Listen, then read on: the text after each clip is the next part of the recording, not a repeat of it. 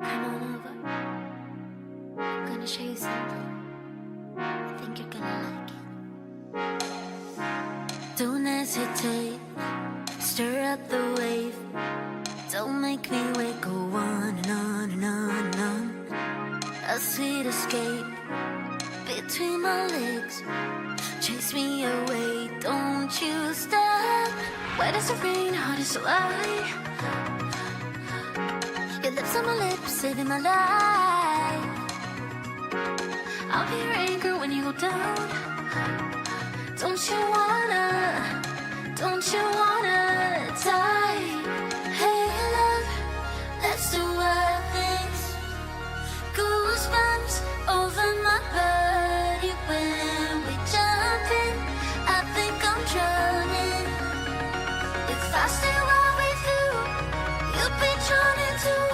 Hey love, let's do wild things. Goosebumps over my body when we jump in. I think I'm drowning. If I stay right with you, you'll be drowning too. You'll be drowning too. I lose my clue when I'm with you. Don't know how to turn you on and on. Out of my league, you're such a fucking dream. Like nicotine, I can't stop. Wet as the rain, hot as July. Your lips on my lips, saving my life. I'll be your anchor when you go down. Don't you wanna die? Hey love, let's do wild things. Goosebumps over my body when we jump in. I think I'm drowning. If I stay right with you, you'll be drowning too. Hey love, let's do wild things. Goosebumps over my body when we jump in. I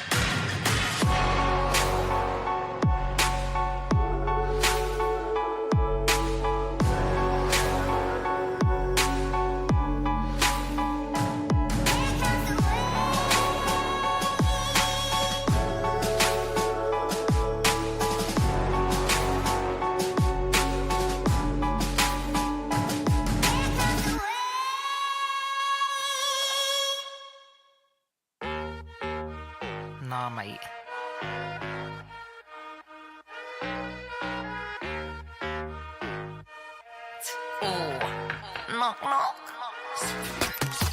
Something real, something raw, not accidental, no, I'm sure. You're not needed, show you the door, but what's that, yeah, are you sure? Yeah, that's a rental, yeah, what a bore. Lying, nothing in the core. Buying, yeah, what for? But do what I need to, always sure. Something real, something raw, not accidental, no, I'm sure. You're not needed, show you the door. What's that, yeah, are you sure? Yeah, that's a rental, yeah, what a bore. Lying, nothing in the core. Buying, yeah, what for? But do what I need to, always sure. Boring, never been that. I get paid, bro, just to relax. Yeah, more money now, yeah, more tax. Suited it now, don't worry about that. Boring, yeah, I've never been that. I get paid, bro, just to relax. Yeah, more money, but yeah, more tax. But suited it now, don't worry about that. Flexing, yeah, but your soul is empty. Dripping in diamonds, Fenty. Dripping in vibes, got plenty. Got the technique, yeah, like Jet Li. Ow. One little chop like pow. One little hit like wow. Living for the now, live for the sound. Nice for the dollar, but I'm making a pound, yeah. Worry about that. No, don't worry about that. Worry about that. Worry about that. Like, no, don't worry about that. Something.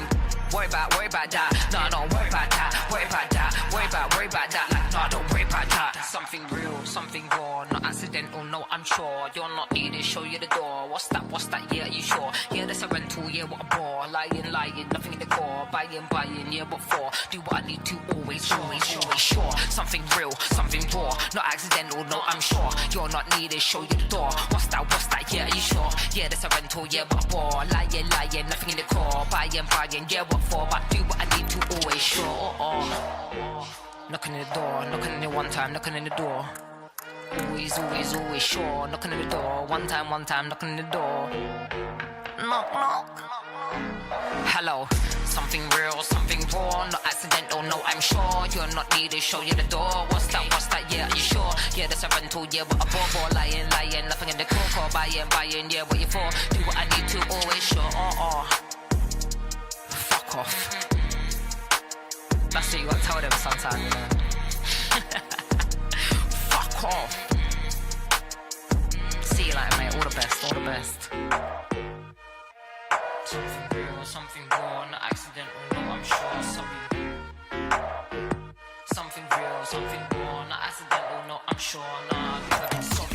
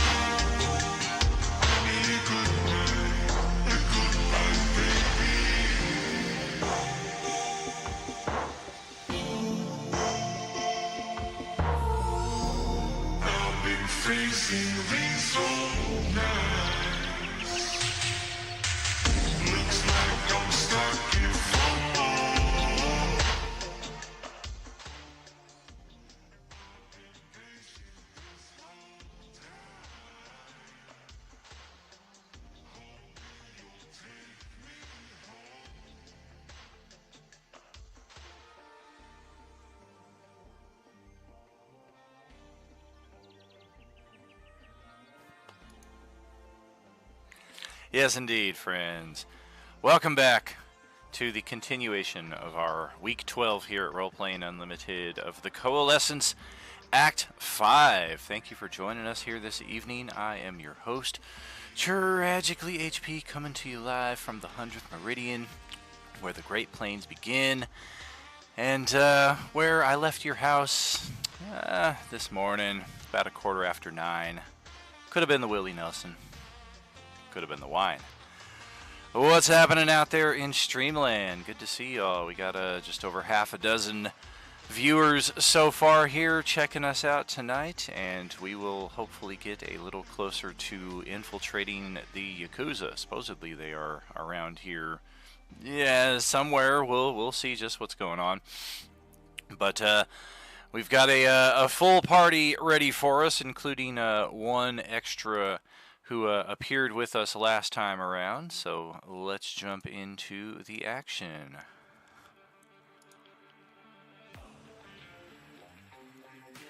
Alright, got that. Let's scoot the turn order just a little bit out the way.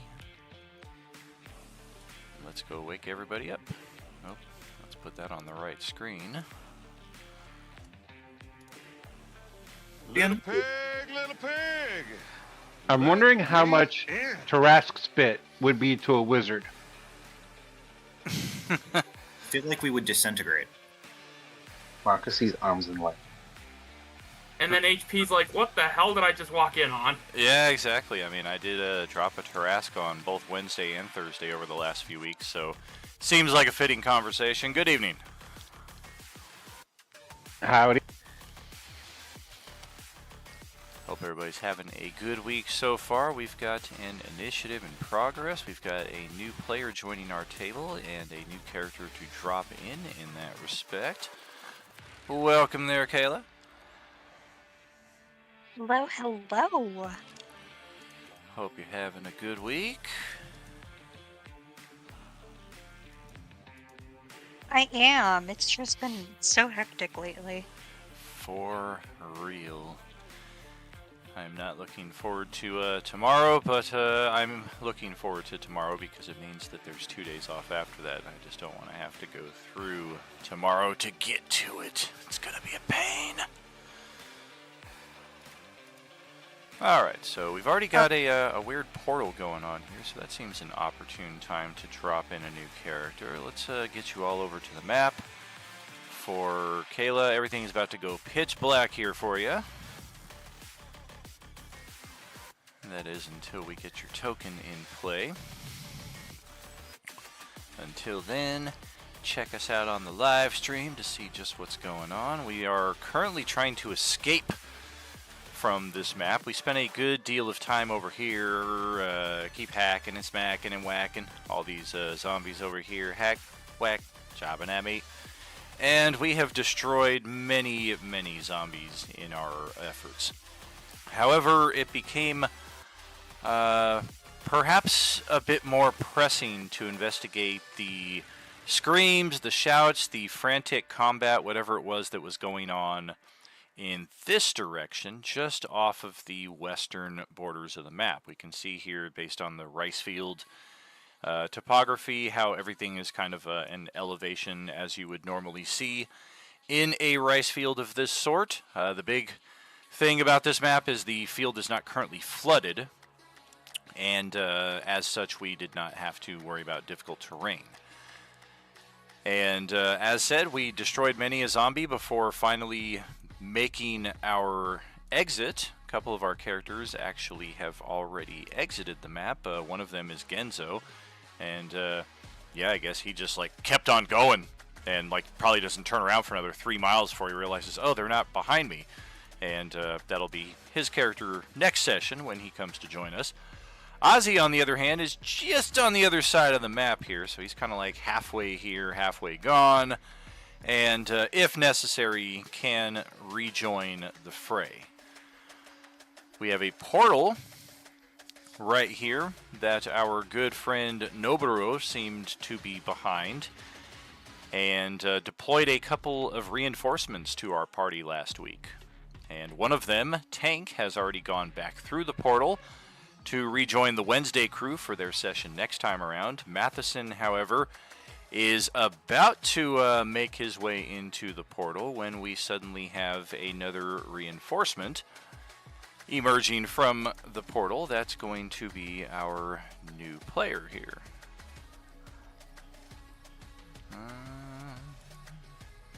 So this is Gilly, and we have... Did we get... It looked like somebody was working on a token. Did we get that? Yeah, just sent it over. So it'd be pretty funny if we crash into each other as she comes out, and I'm trying to go in, and then it disappears. Yeah, exactly. And it looks like we've got a Three Stooges moment going on here because Bonchan Bovi is also emerging from the portal like, yo, guys, what's up? It's been a minute. Hey, what I missed? Did you guys get eaten by that Trask or what? The way I see it is one person is trying to go through the portal and gets clotheslined into the portal by going through it, while the other person who clotheslined him is coming out.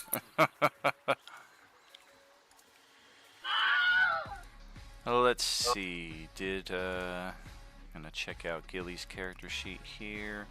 Paul, do you mind sending... Oh, nope, there it is.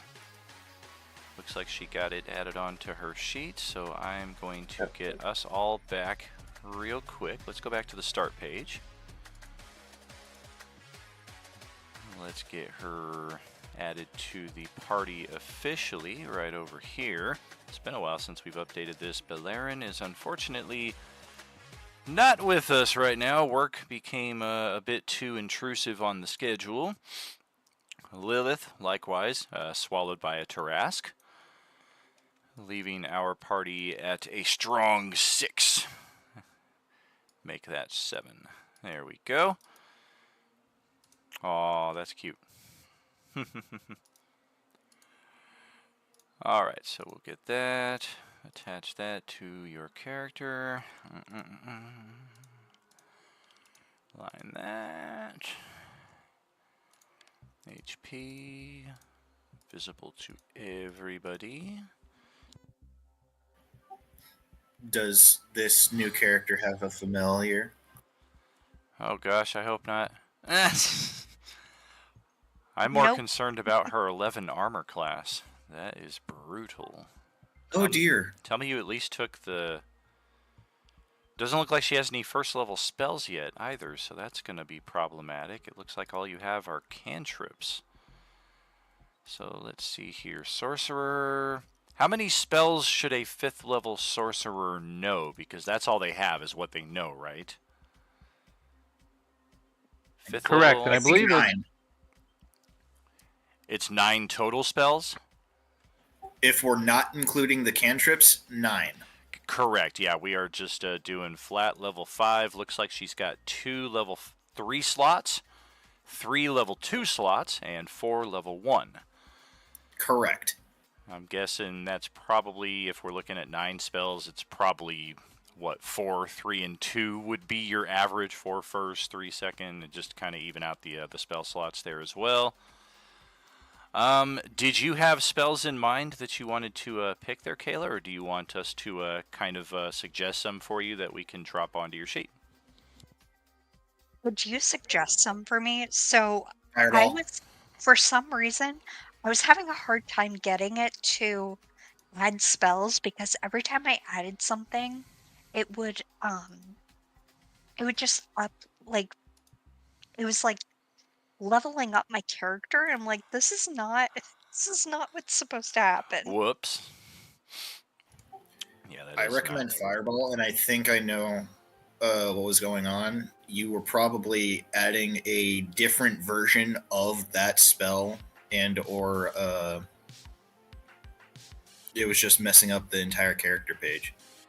That could be, yeah. If you're trying to add like the 2024 content, we're still playing by the 2014 rule set, so some of their character sheets will have compatibility issues in that respect. Okay, so Fireball, I would say, is a general consensus. A nice AoE damage control. Just try not to hit your companions. We use the word try loosely. Alright, so now it looks like it gave her Fireball twice. That's interesting. Alright. Let's see. How about another third level spell selection for a sorcerer? We got one more. Haste. Haste is a good option. I have lightning bolt, but we need diversity for spell casting, so I would go haste. If you can twin cast haste on me and the barbarian, dude, we will go to town. That could be very Sounds useful. good to me. Let's go with haste. All right, we got fireball and haste. Let's move on to the level 2 spells. We got 3 of those. Misty Step's really great. Let's go with Misty Steps. Definitely good utility. Get you out of a pinch in case See you get invisibility? surrounded by zombies. See invis. Yeah, let's do invisibility. My recommendation would be Scorching Ray. How many spells do we need again? Oh, hold person too is really sweet. We're looking for 3 at this level. We've got Misty Step so far. See invisibility is pretty much just as it sounds. Let's Hold do person see is likewise. I'm sorry, go ahead. Let's do see invisibility, and then we could also do the hold as well. All right.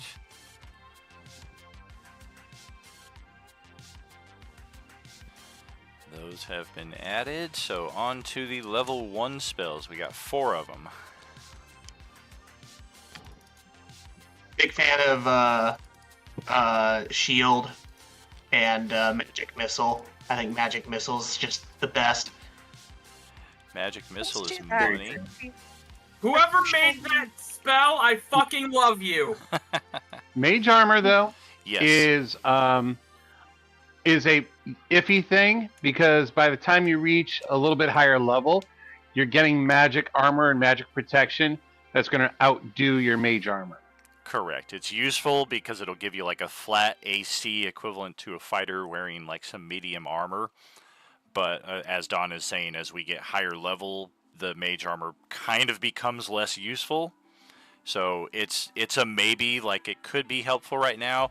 Shield, of course, is going to give you a better AC overall. Sorcerers get to swap out spells on level ups, so you could take it now and True. switch it out later.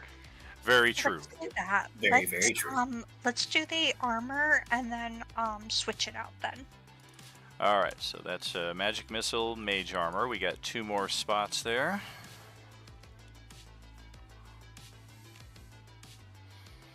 Well, the third one's going to be shield. I'm gonna take shield. Okay. No, I was the one who said to make the bone removal spell. Bone removal. Silvery barbs is pretty rad. Yes, it is. It is useful. We do have a house rule at this table just to avoid the ping pong effect. I do allow silvery barbs, but I only allow 1 spellcaster to have it prepared at any given time. Or absorb elements is really good too.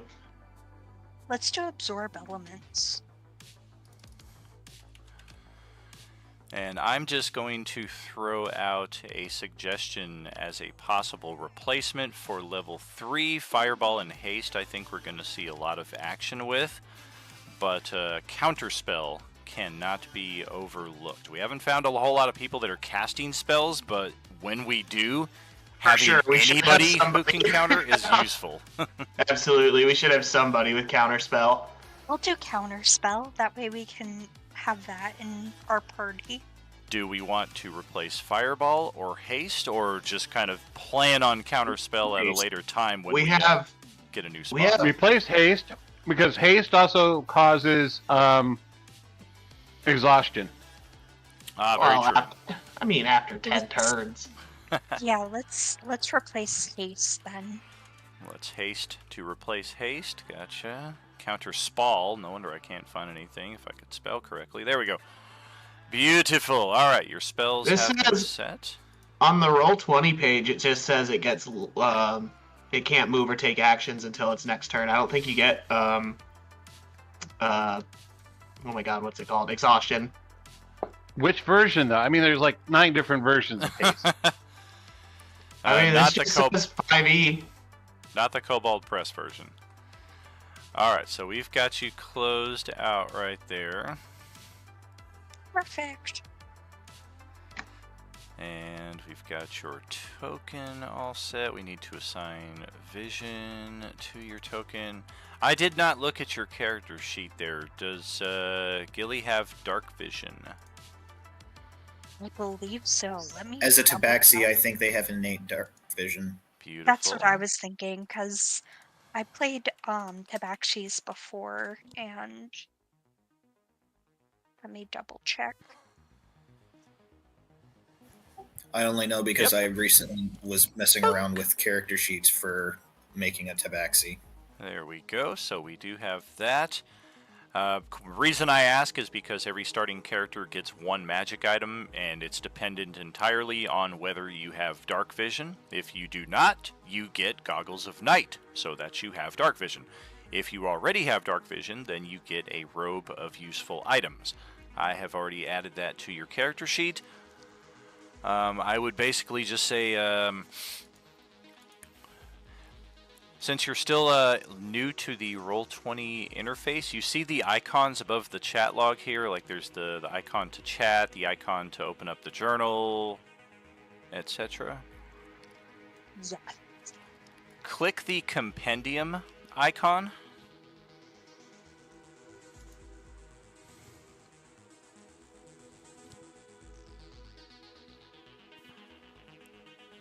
I think it'll be Which the one is third that again? one. Fourth. I think I found it. Gotcha. And then, Yeah, once you're in there, you have that search compendium bar. That is basically the player's handbook, the dungeon master's guide, the monster manual, all the miscellaneous rules, features, spells, items, etc. can all be found there. If you type in Robe of Useful Items, you will see all of the information that comes up. For that, much quicker shortcut than having to break out a book or look everything up on Google on the spot.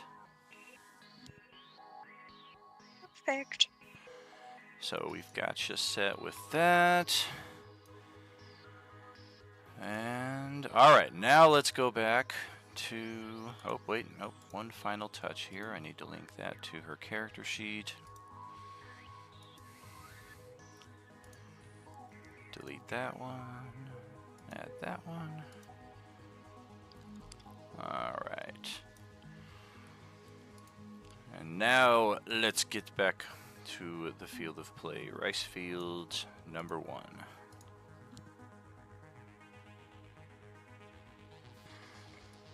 Alright, 1 second. It's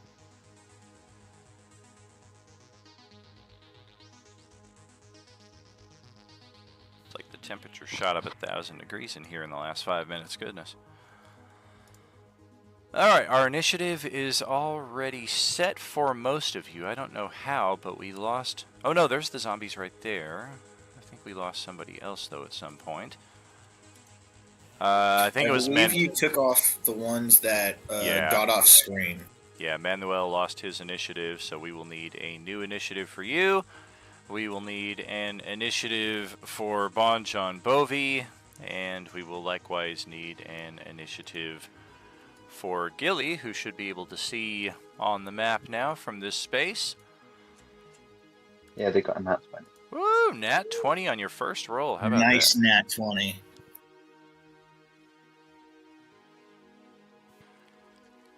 Bon John Bovi got that. Dawn is loading.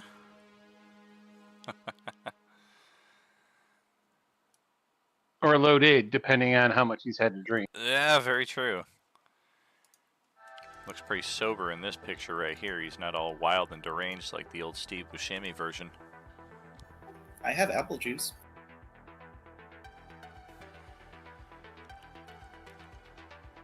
Oh, no. You know, he carries a lot of alcohol with him. Is that why he can't roll initiative?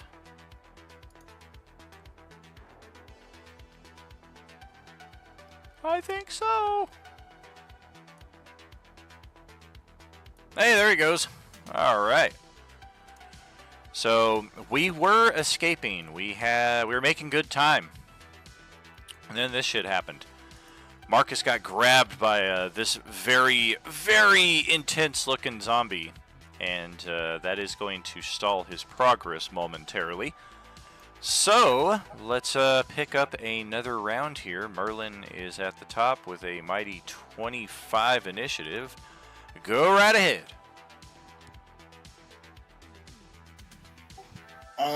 I'm going to cast, I'm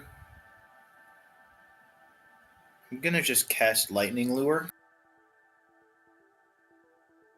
All right. On that one, because if I try to attack the other one is currently grappling Marcus, and if I hit that one, I could potentially hit him. Gotcha. We're going to try to pull this one. Yeah, depending on your angle, typically forced movement can be used very handily to break grapples, but yeah, if you're directly on the other side of the guy and you like tried pulling him through here, then yeah, that could be problematic. Actually, I cannot cast Lightning Lure because that is a 15-foot range. That's not the range I have. Well, you can cast it on the monkey to make it go like whoop right here towards you. Force Blast, does that?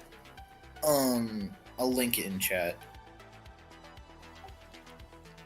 I'm not able to knock that zombie off of him, am I?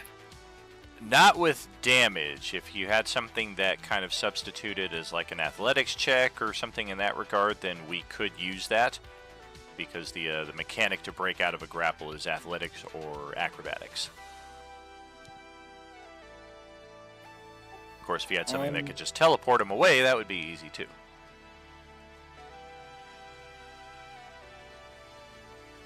I'm just going to throw a firebolt. Alright. I am going to delete our timer and put a new one on here. Hopefully it works. Can I use an inspiration to get that 21? I think you should.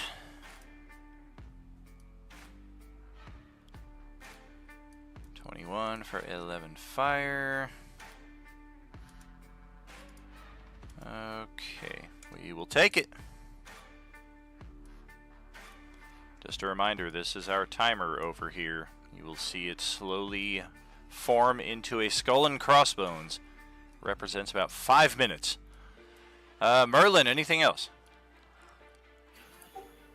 Yeah, I'm gonna move towards the zombie I just hit. All right.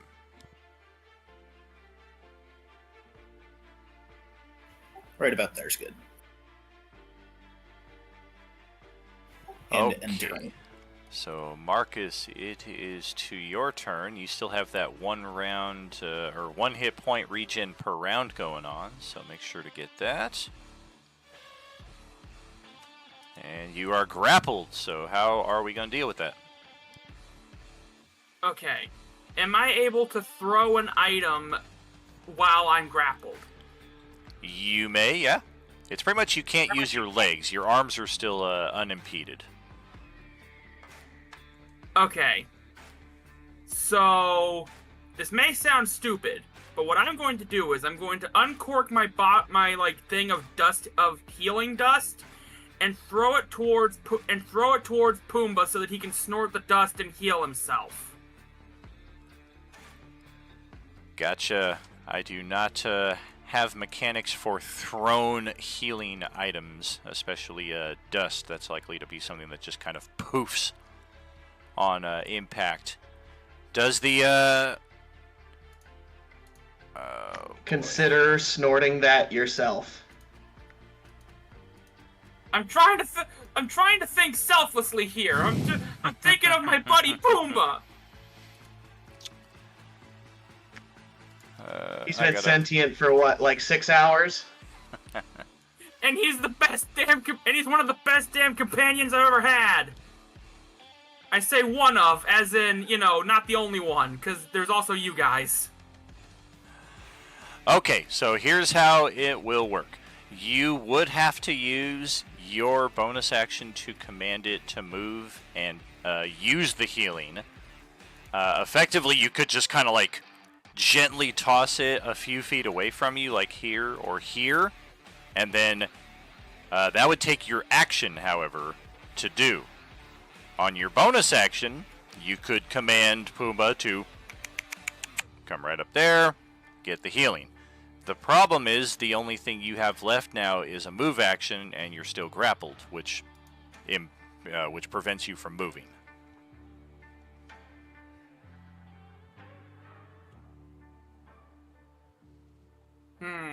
So possible, but not a play that's going to possibly serve you well once the zombies take their turn and they just swarm you even more.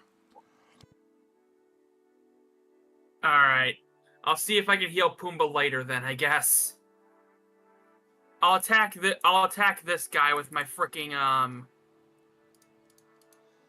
my blood rage axe. Since I'm below half health again, I should do +2. I should do a +2, I think. Yep. On top of my rage. Okay. We'll get that. That is a miss.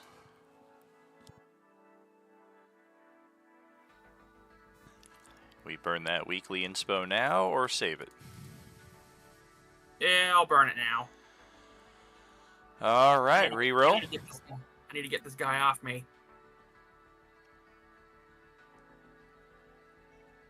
Okay, that is going to hit. Let's see if you do indeed break the hold. Yes, you killed it! Huzzah! Alright, so that's the good news. The bad news is, if you move away from this one, it gets an attack of opportunity on you, and what if it tries to grab you? Like this one just did. Well, shit. It's a 1 in 5 chance. They always randomly scratch, bite, pummel, weapon attack, or grab. This one just happened to do the grab when you went by.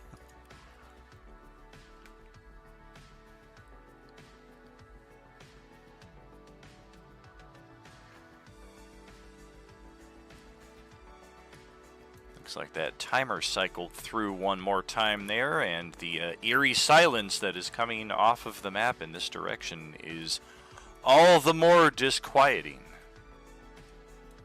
I do have something that could help. I do have something that could help me here.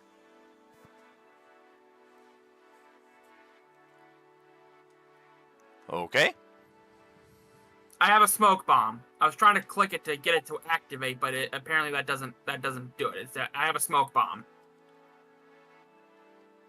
That is an action to use. You've already used your action. Damn it. All right. In that case, I guess I'll just end my turn. All right. Wait. There's still Pumbaa. Can use your bonus action to command. 10, 15, 20, 25.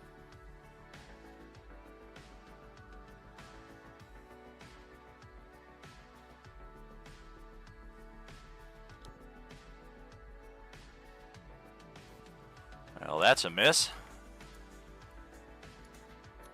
Well, there goes my turn then. All right. Quick question. With that silence, can my pseudo dragon hear any of that since it's near that edge? Yes. Yes, most of you are aware that the chaos that was going on there has gone very silent.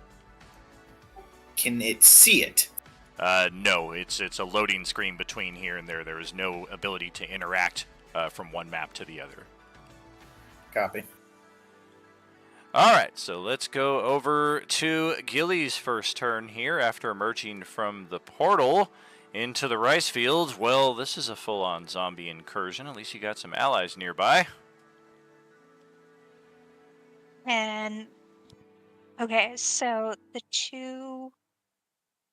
I'm seeing two things at the bottom, like near me, from here and here.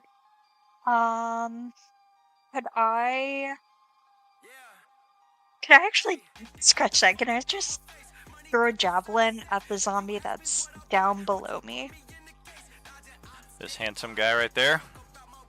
Yes. You can, sure. Perfect. I'm gonna do that then. Give me 1 All second. right.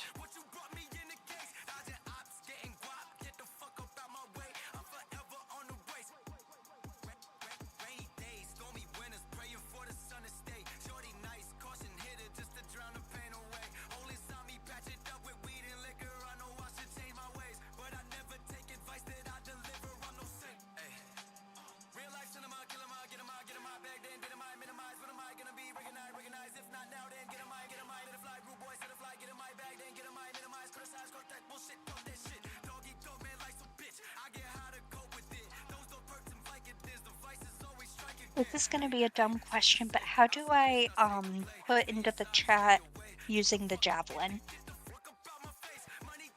On the front center of your character sheet, you should have all your different attack options. If you just click the word javelin, it should populate all of the necessary information.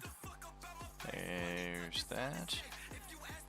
Cat's claws. Oh my gosh, not that. I don't know what is that. I don't know what the heck is happening with my... Hold on. All good. Looks like you're just clicking the damage side of the attack now, so it's only showing the damage. Oh my All gosh, part of the okay. learning process. Feel free to click around between turns too and get to know the sheet. There you go. So that is a Yay, 13. We always have it roll advantage, so that's why it shows 2 different attack rolls, just in case we remember, oh yes, you should have had advantage, you should have had disadvantage. Or if the other roll is like a natural 20 and somebody wants to give you an inspiration so that you can make use of that natural 20. Multiple reasons why we roll double dice every attack, every save, every thing, pretty much. That is a miss, however. The target is 14 to hit these guys, and you just fell a tad short. Darn.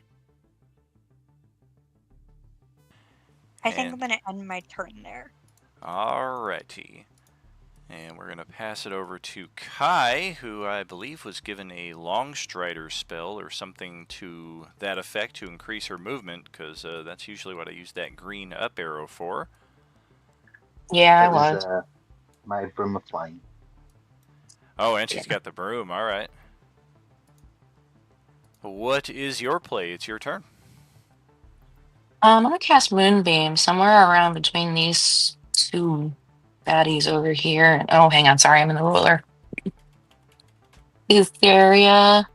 But it's like a 40-foot radius, I think.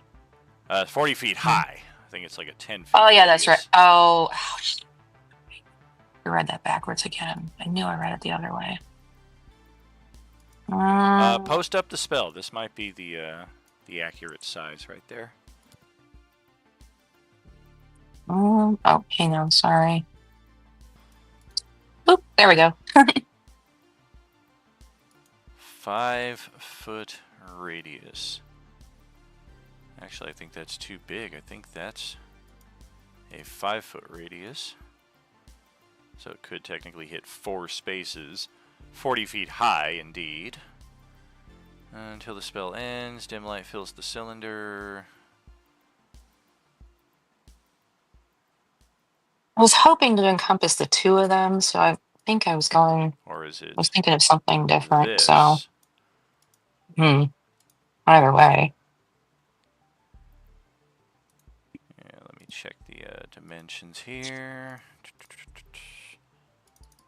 What in the what? Okay.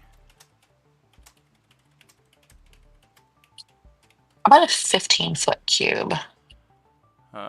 Okay. There we go. Look that up. It's 5 by 5. No, I meant like if I did Thunderwave instead. Oh, jeez. That one. That you got to get close. Damn. Thunderwave emits off of one side of you and looks like that. Well, Looks like that timer expired once more. Got 2 segments there. We had a bit of confusion because we got like half the party joining in who was not here last time around, but just as a reminder, the the vibe and the energy is, get the chopper, get out of here, let's go, go! So, yeah, let's get the hell out of here. All right. That being said, I will move myself off the map then. Alrighty. Over to Manuel. Looks like Marcus has freed himself, but has also called his companion to aid in the conquest over there. Did not try to move any closer to you guys.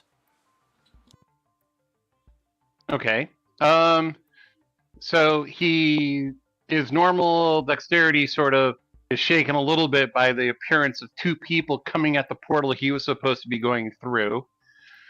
Accidentally crashes a little bit into the tabaxi and watches her throw the javelin. It's like, no, we need to go that way, as the portal's probably gone by now. That is correct. So I'm going to move over to this one. I'm going to take an attack on this. All right. Well, shit. I have 4 inspiration left. Yeah, I'll use an inspiration.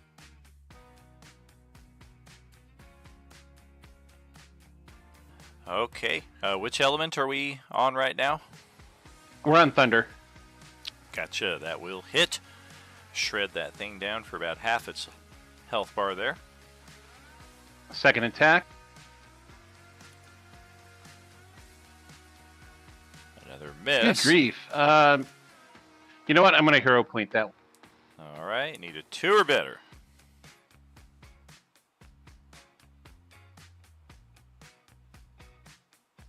There you go.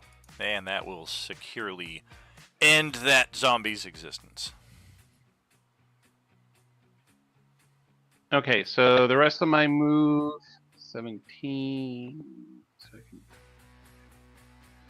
I can move in about another 20, 35.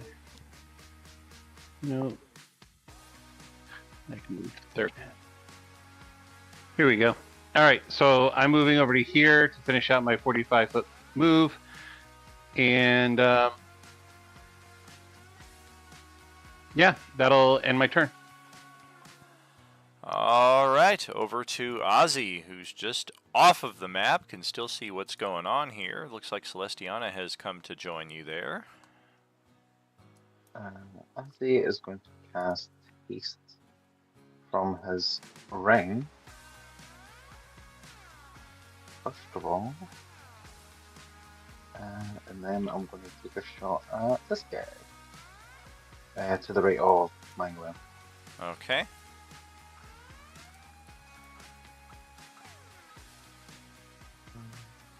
Well,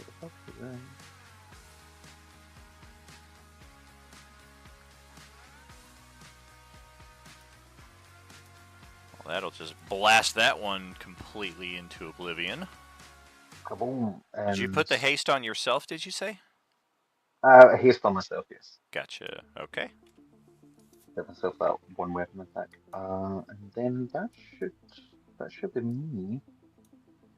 All I'm right. guessing there's no point in moving, is there? Because we're going to be joining the next map anyway. Sure.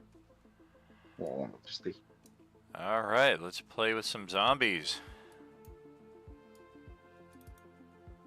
That's 50. If only one of us was a botanist. Another zombie approaching from the southern borders of the map here. Hi, everybody!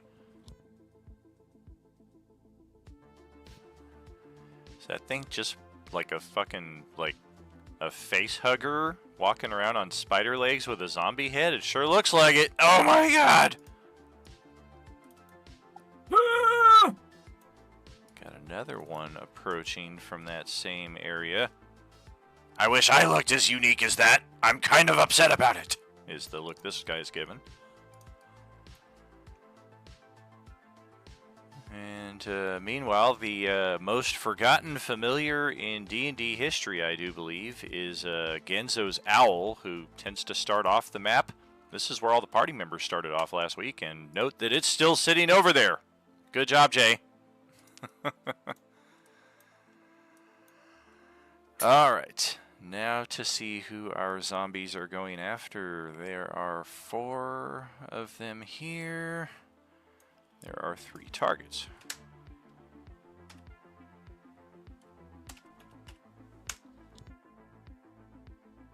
Three, 2, 2, 2. Alright. That means that we are going to rush over here and get Marcus in a flank. And then the other 3 are going to rush over here, rush over here, and rush over here. It looks like we really, really want to get a piece of Bon Jovi there. Or a Bellathan Bovie. Something like that. This one is feeling rather isolated, so we're going to go after Manuel, who's just kind of walked over towards us. You're gonna make me bust out the spell slots, huh? Well, maybe. Let's start with the zombies attacking Marcus. We are going to try a little grapple scratch. Oh, gosh. Both of those will hit, so we've got a grab on you once again. From the one to the north. And then 4 slashing damage on Marcus. From the second one, you do take half of that because of rage, so 2 whole damage on Marcus. Perhaps the worst part, though, is the grapple. So how much damage did I take overall? 2. Then we come over here. We've got 3 of them.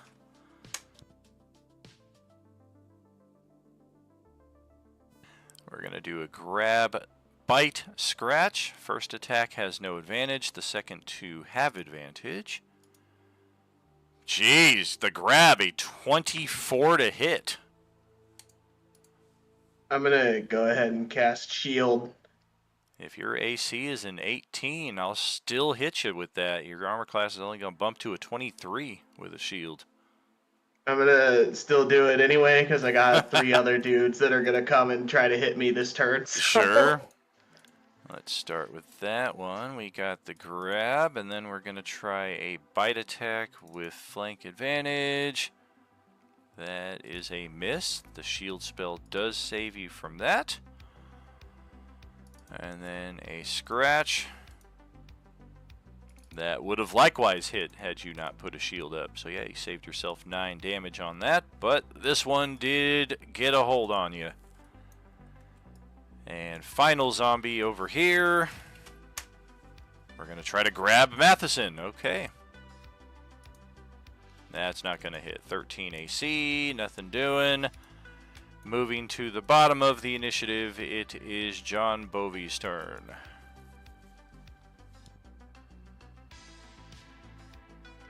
Oh boy, okay, alright, let's see what we've got here.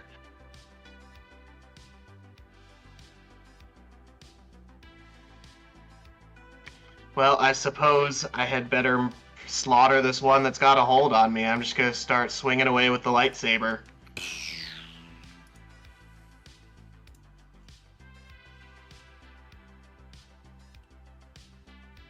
And then I'll try again. Yikes. That's a miss on the second one. First one is going to clip through, though.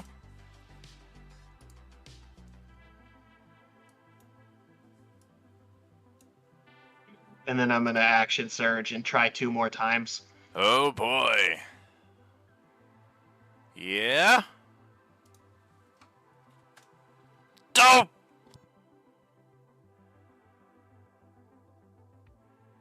That is a shame. If all 4 of those had hit, you would have killed it. Did 2 of them hit? Yep. Number 1 and number 3 hit. Number 2 and number 4 both missed. Yeah, well, we'll take it. Alright. Well, that's odd. A little bit. Talk about swing and a miss. And that'll be all. All right, Merlin, over to your turn. Top of another round.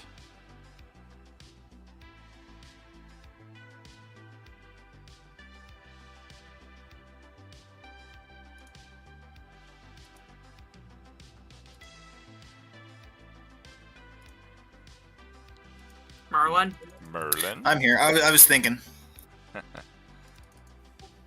Let's see. That's just out of range.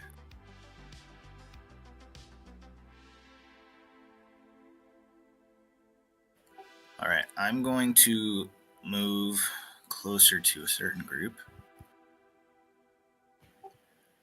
Marcus, you're on your own. Well, shit. You've got Pumbaa. Yes, but still.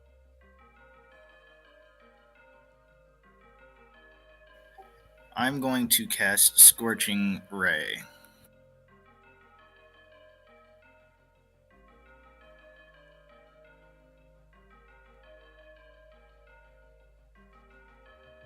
Well, shit. Who's the lucky target that you missed twice? Can I use Inspiration on the 8? You certainly can. I'm going to target that one for the 16. That one for the 25. Okay. I believe that's all I can do. Gotcha. That'll hit, miss. And that will pass it over to Marcus's turn here. Completely surrounded, or at least flanked.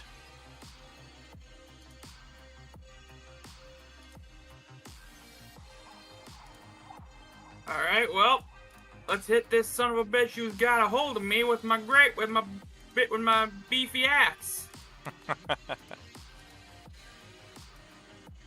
Youch! Okay.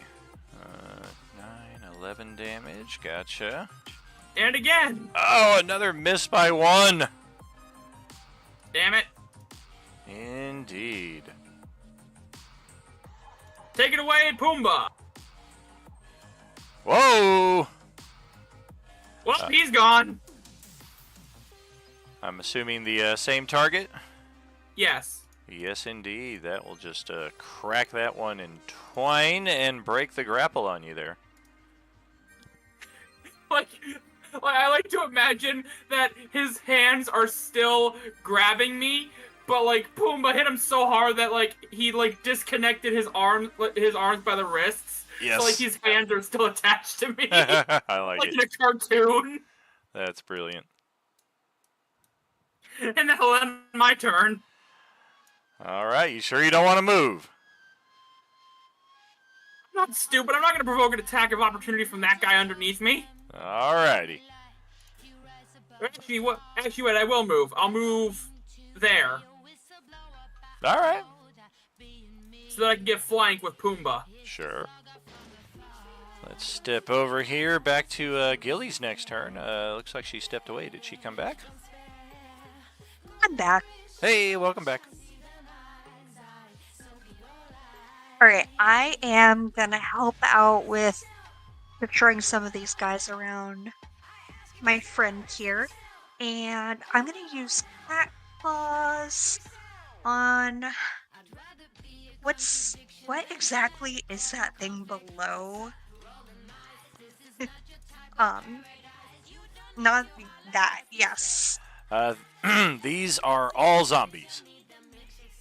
Okay, I just wanted to make sure. Alright, I'm gonna hit the zombie that purple glowing zombie. I'm gonna use my cat claws.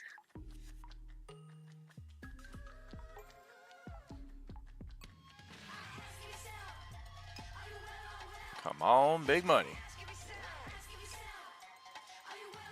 Oh, gosh. That's little money. Almost no money. Oh no!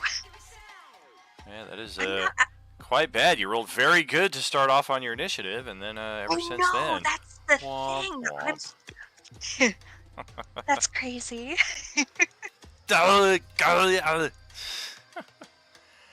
Did you want to do any move? It's possible that either or both of these zombies will get a free attack on you if you do, but it's also perhaps not the best to be standing next to them. It's kind of it's a risk either way. Yeah, I'm just gonna go and move off to the side here, somewhere around here, however far I can get. Is your movement 30 feet? It should say near the top center of your sheet in the speed box. And also keep in mind that each square is representative of 5 feet. Correct. So if you've got 30 feet, you can move 6 spaces. Alright, I'm gonna move 6 spaces then. Give me All 1 right. second.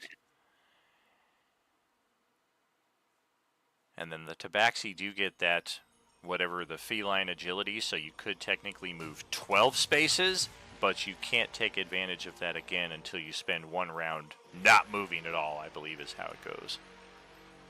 Yeah, I think we'll just chill here for now. Okay. Well, the zombies standing over here are certainly going to try to retaliate as you step away. Oh boy, one of them is going to try to grab you, the other is going to try to kick you. Well, shoot. It's a good news, bad news situation. You start to leave, and this one grabs you, preventing you from moving. The good news is it lets go of John Bovey in the attempt to grapple this one. Thank God. And the second attack would have advantage on you because we're grappling you, but even still, we got a 9 armor class, so it does like kick you on the side, but it's not enough impact to really do any damage. And that is it for there. This is you do still technically have a bonus action, which you could use to cast Misty Step to get yourself away without any interference, but it would burn a spell slot to do so. Yeah, I think I'll just wait for now to use that. Sure thing. Alright, Celestiana, back to your turn. Right over here, same thing as Ozzy. You're like right on the edge of the map. You can kind of see some of your companions still fighting, trying to get out of here. Some having better success than others. Am I able to help in any way? You are. You can easily just kind of like pop back over here and do something. Pop back off the map if you want to go safe. Whichever option works for you. I'm gonna need a second. Yeah, you're kind of like you've already made it past red light, green light in the Squid Games, and now you're just like kind of rooting everybody else on, like, go, go, go, stop, stop, stop.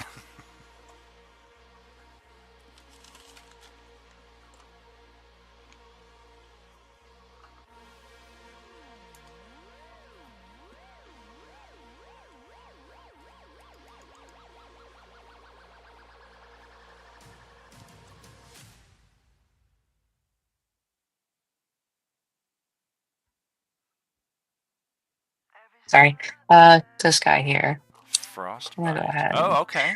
It's gonna just make it cold. I don't know. Hopefully that'll help. Maybe. There. Con save. That's one of our Shark better. represent. Damn. Once again, these things are able to make the save against that spell. I don't know that that's been very successful in the past, mainly because they keep making their damn save.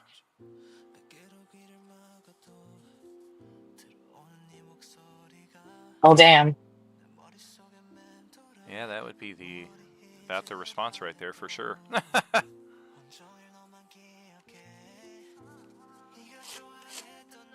And with that, I'll see you guys in turn. All right. Manuel, back to you. All right. I'm gonna take 2 attacks on that one. Okay. That will hit. That will hit. And that will finish it off. Crunch, crunch. Just rip the thing's head off and kind of throw it off to the south. like a basketball. Monkey Sin's like, don't forget about Boo! And then we move off map. Alright. How about Ozzy? 1 round less of haste.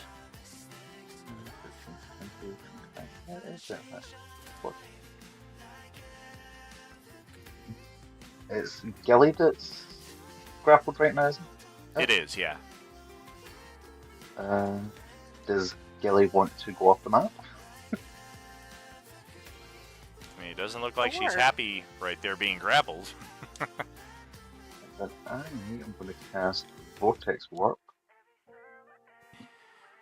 Meanwhile, 30 feet down the map, you see a giant middle finger from Marcus's direction, like, yo, what the fuck? Who the hell is Marcus? He's like, he's way over here. Well, you would see a middle finger if Marcus wasn't so short. Yeah, he He'd probably be just. obstructed by Pumbaa He and probably another just- zombie. Yeah, he probably just sees Pumbaa's giant ass over there, just wailing away on something. Well, I can use Vortex Warp here and take Gilly off the map next to Celestia Anon, because it's 90 feet. I can move them.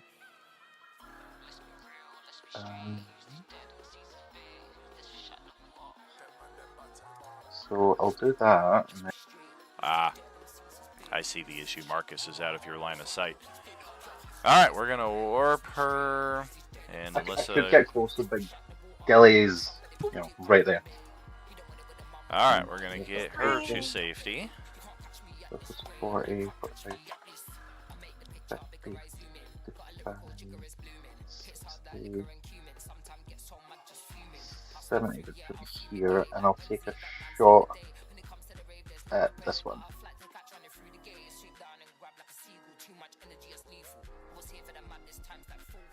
Is that class B?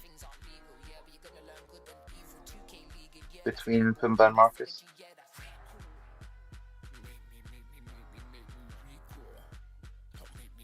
It is, yeah, Class D.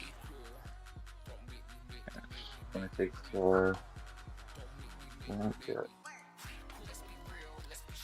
Just thinking I might need to bring Nihilus back in with that anti-teleport zone. Won't have time to... What is it?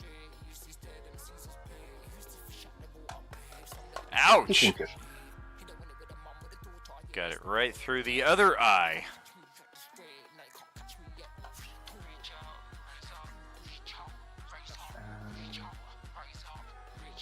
And bonus action.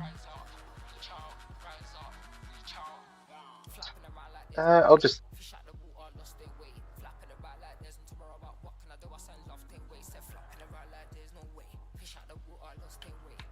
Can't really do anything else as a bonus action, so I'll just stick. That's it for you? That's it for... Alright. That would pass it to my turn. Then, zombie time. You read my mind. Alright. Let's see. Shield lasts until my turn comes up again, correct? I believe it is till the beginning of your next turn. Okay, very cool.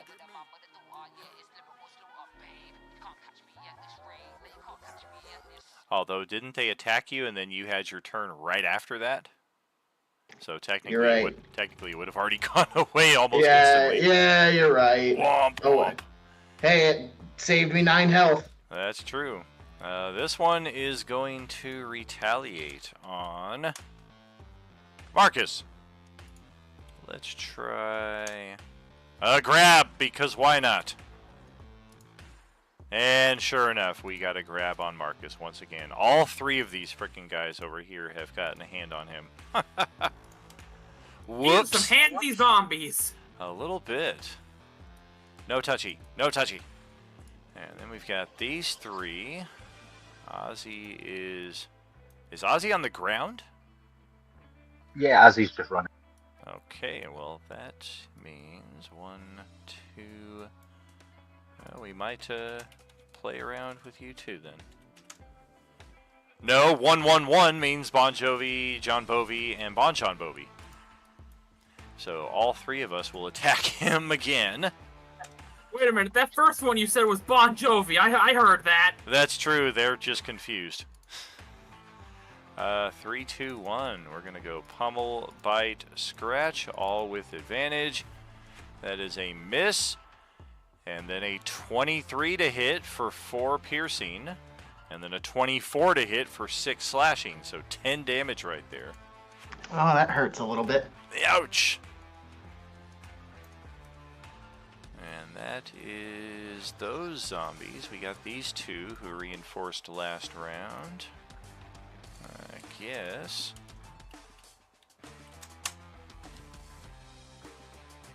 Sure. This one is going to charge right up on Pumbaa. We have just enough room to get there and get an attack. The other one is going to charge over onto Marcus. Likewise, enough room to get up and get an attack. Bite and bite. We're going to take a bite on Pumbaa.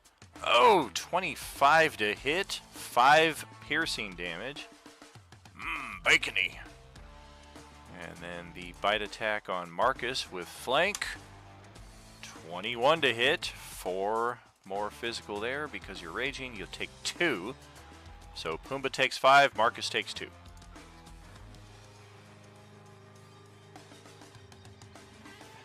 And John Bovi, back to your turn. Alright. Where's this portal that we're trying to get to again? Over here somewhere? You're basically just trying to get off of the map. Right, okay, I see. Well, then I'm going to disengage. Okay. And run away. Alright. Ought to be able to get 30 feet of movement out of that. And then I'm gonna pass the turn. Alright, start of another round. Merlin, over to you. I'm just going to get rid of the timer. It's a moot point now. We have lost that battle. I'm going to move right about there. Okay. And then power word kill on Ozzy. Yeah.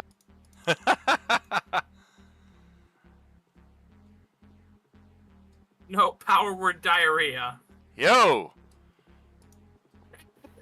Thunderwave all of them in my direct southwest. Or southeast.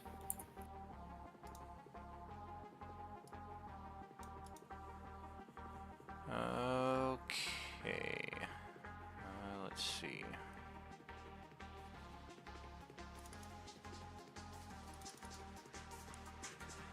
One of them failed, the other 2 made it. It's the one that's injured that failed, though, so that might kill it. It does not. It rolled a good enough on its save, so it has 1 hit point, and it gets ejected. The other 2 made their save, so they'll take half. No forced movement.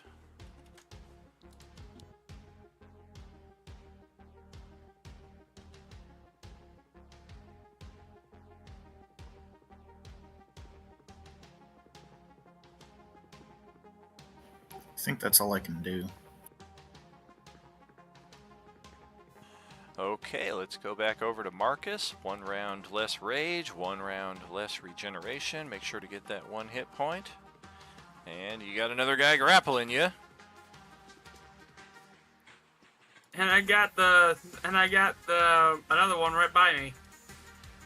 And Pumbaa's got one right by him.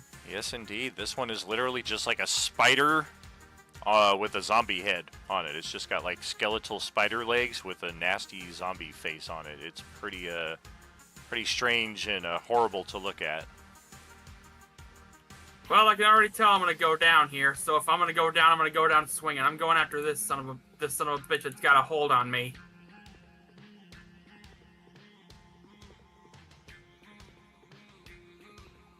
And then a second time. All right. Oh, look Damn, at that 20s! There you go. All right.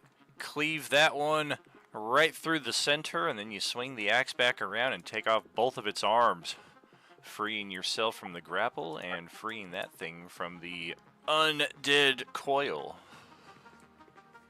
Who'd have thought pessimism would be my lucky thing? Pumbaa, would you mind killing the Mr. Spider guy over there?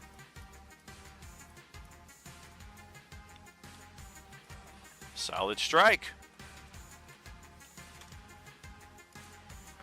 Looks like this one registers as a Class D zombie, so looks like it has the same stats, just a different visual template. And then I guess I will end my turn. All right, let's go over to Gilly, who is safely off of the map, but if you so wish, you could pop back on to assist from a position of better safety here. Yeah, how far? So I know it's like 30 feet. Can I move just a little bit so then I can be on the map and assist? Oh, absolutely. We can, if Roll20 will be cooperative. There we go. Yeah, we'll just kind of scoot you onto the map. You do still have a few more squares to play around with if you need to.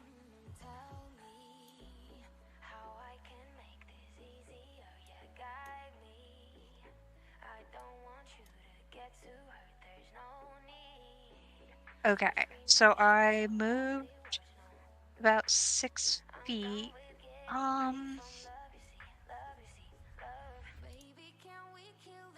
Yeah. I'm not seeing a whole lot on my screen. I think we're just gonna chill there for a bit. Gotcha. Yeah, you can hear Marcus fighting off in the distance. You probably don't see all the way out here from your character's line of sight, but you can hear him still fighting way out there. Otherwise, it sounds like most of this combat has come to a close. You just hear.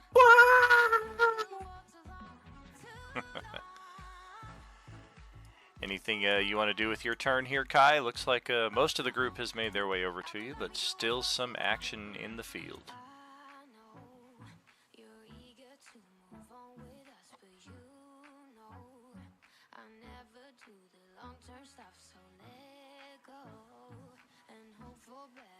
Sorry, my button stopped working for a second. But honestly, I feel like it'd be better if I just stayed where I'm at. Gotcha. Fair play. Don't want to burn resources on a battle that we've probably got in hand. How about Manuel? I'm kicking it over here, just waiting for everybody else to catch up. Don't forget your regen there. Ozzy. Ozzy will run and help Marcus. All That's right. 45 to get here. I can choose not to use sneak attack, right? I don't see why Like, not. We'll save it for another attack. Okay, cool. Ozzy will activate one of his Helm's abilities to set his sword on fire. It's going to say Chien. To set that fire, and then we'll also do Booming Blade, because why not?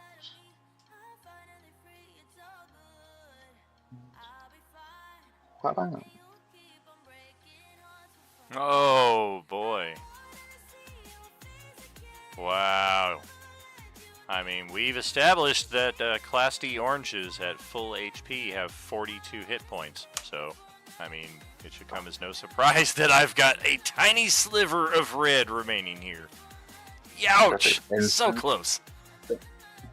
And since I attacked it, we'll signal it up. It's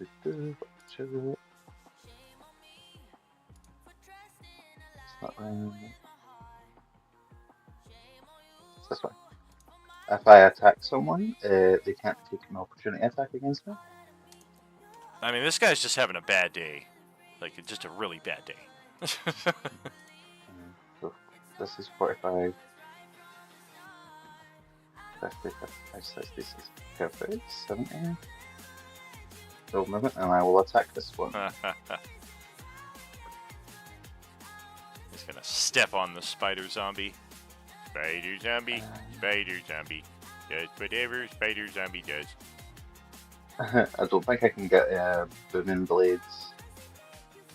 Can I get booming blade with a haste weapon attack? I'm not certain if it applies more than once per turn. Okay. I'll go sneak attack and Post up muscle the the spell spell too. Let's see what we're looking at.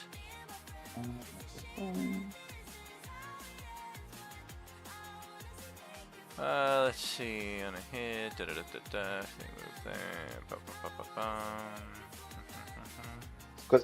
It's because it takes an action, and the wording of haste specifically is it's one melee attack. Oh, sure. So yeah, it's just it goes with that attack and then it's done. So yeah, it would not apply on the extra attack. Sneak attack and fire. Good God! You were trying to get extra damage out of me? Come on, bro. And I will look at Marcus and say run. He's gonna run to the east, you know that, right? Yes. And I will move right here. Marcus, come this way. Alright, zombies are up. I've got 3 of them left. I mean, at this point, we're not really running from the fight. We're just kind of cleaning up the few that are left, and then we're going to, like, casually saunter off of the map, possibly in coordinated musical fashion. Let's go for this one. Speaking of which, as of my turn, with the 1d6 radiant damage, this one and this one are both good.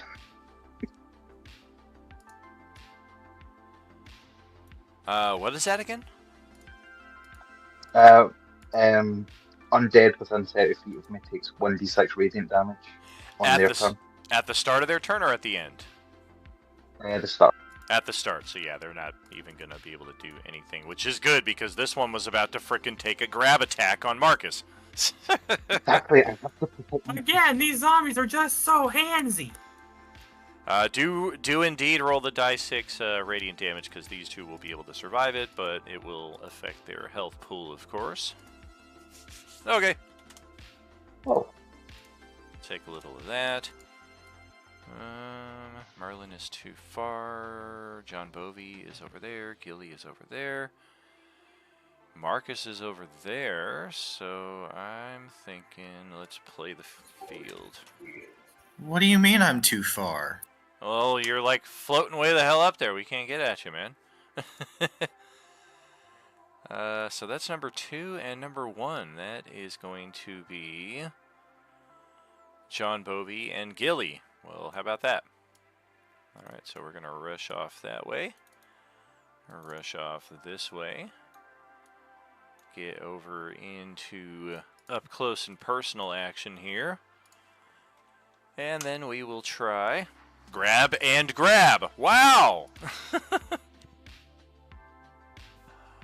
Okie dokie, I got a natural 20 to grab John Bovey and a natural 1 to grab Gilly. So John Bovey is once again accosted and apprehended. Gilly manages to not even really step out of the way. She's kind of standing there almost frozen as this thing kind of like overshoots by 10 feet, it seems. Woo! And wouldn't you know it, John Bond is next in the turn order. Obviously. Taking swings. Yeah, at this point it's just kill him, finish him off, let's do it. No!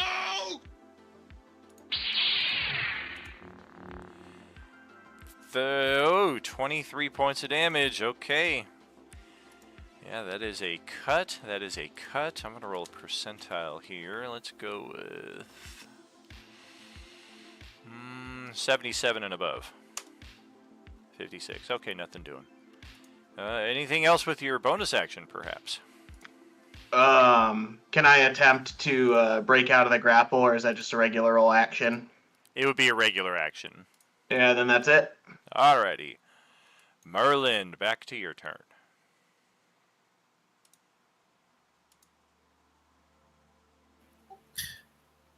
I'm going to firebolt the one that is grappling John. Okay. It's Bon, actually. I just read the middle name. That's the one I just picked.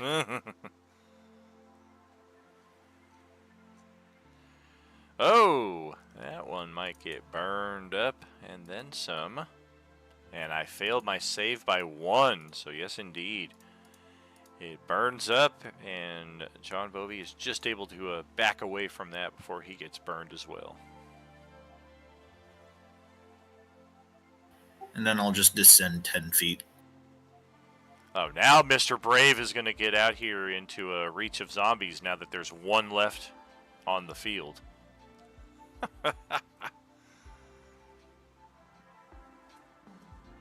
I guess I can move closer to the one that missed its grab. I mean, move to the edge so we can get out of here.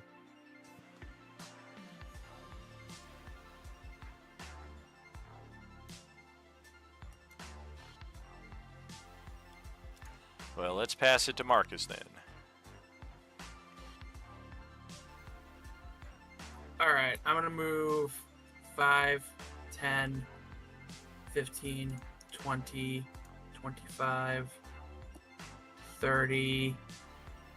I don't want to get too far away from Pumbaa.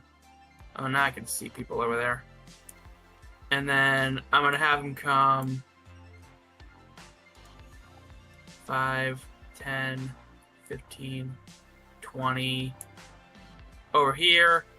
And then I'm going to use my healing dust on Pumbaa.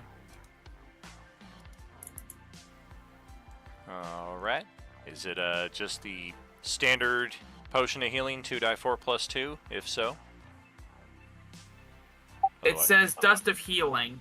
Yeah, that would be like just a potion of healing then, so 2d4 plus 2.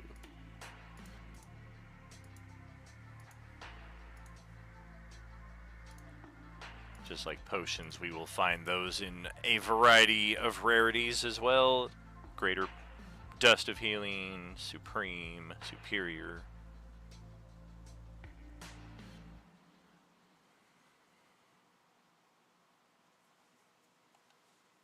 And that'll be my turn. Alright, over to Gilly then.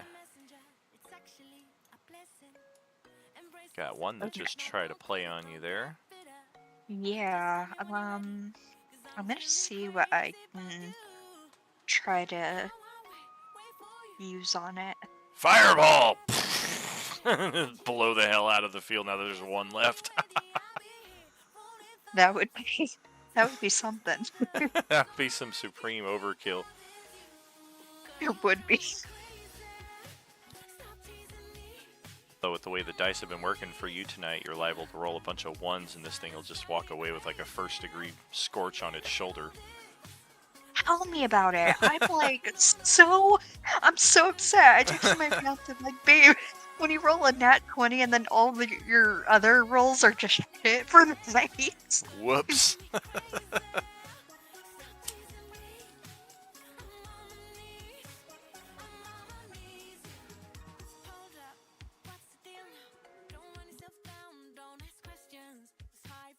Try playing Risk with your die rolls against Dan. Oh my god. Oh, not Risk. Tell that to Grant. Is Mythwolf watching us? Nope, Mythwolf is not tuned in, but he had the worst of the worst. Like, he had me outnumbered almost 2-1, which anybody who knows Risk, like, that's optimal fighting conditions. That's how I fight as the offender. I usually don't attack unless I have a 2-1 advantage. But I was so determined on defense, I was rolling 6 after 6 after 6. I ended up not defeating him, of course, but I kept him from advancing just enough that it stymied his turn. It was horrible.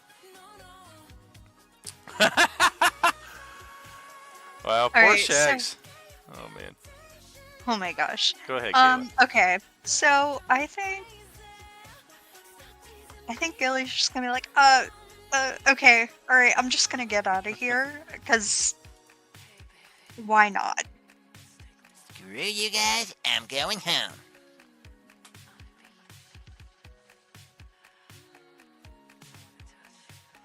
That's gotta hurt. And that's gonna be the end of my turn. All right. And we got Celestiana right here on the border as well. One zombie remains right here.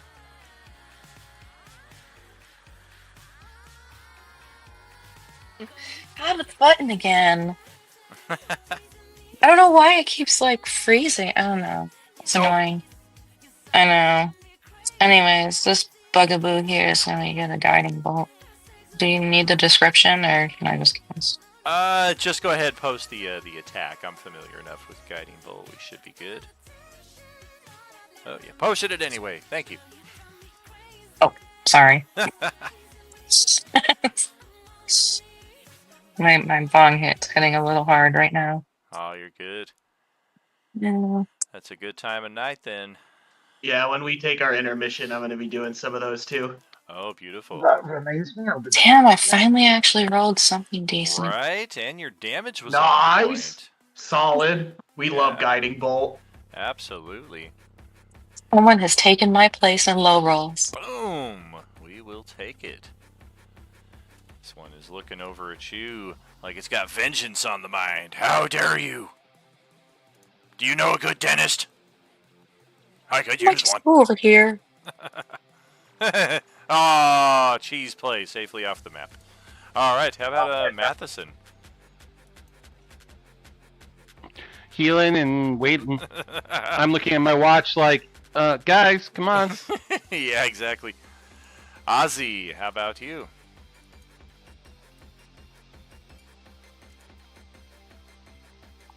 So I'm back. I will use a new spell as I run past Marcus and just go off the map.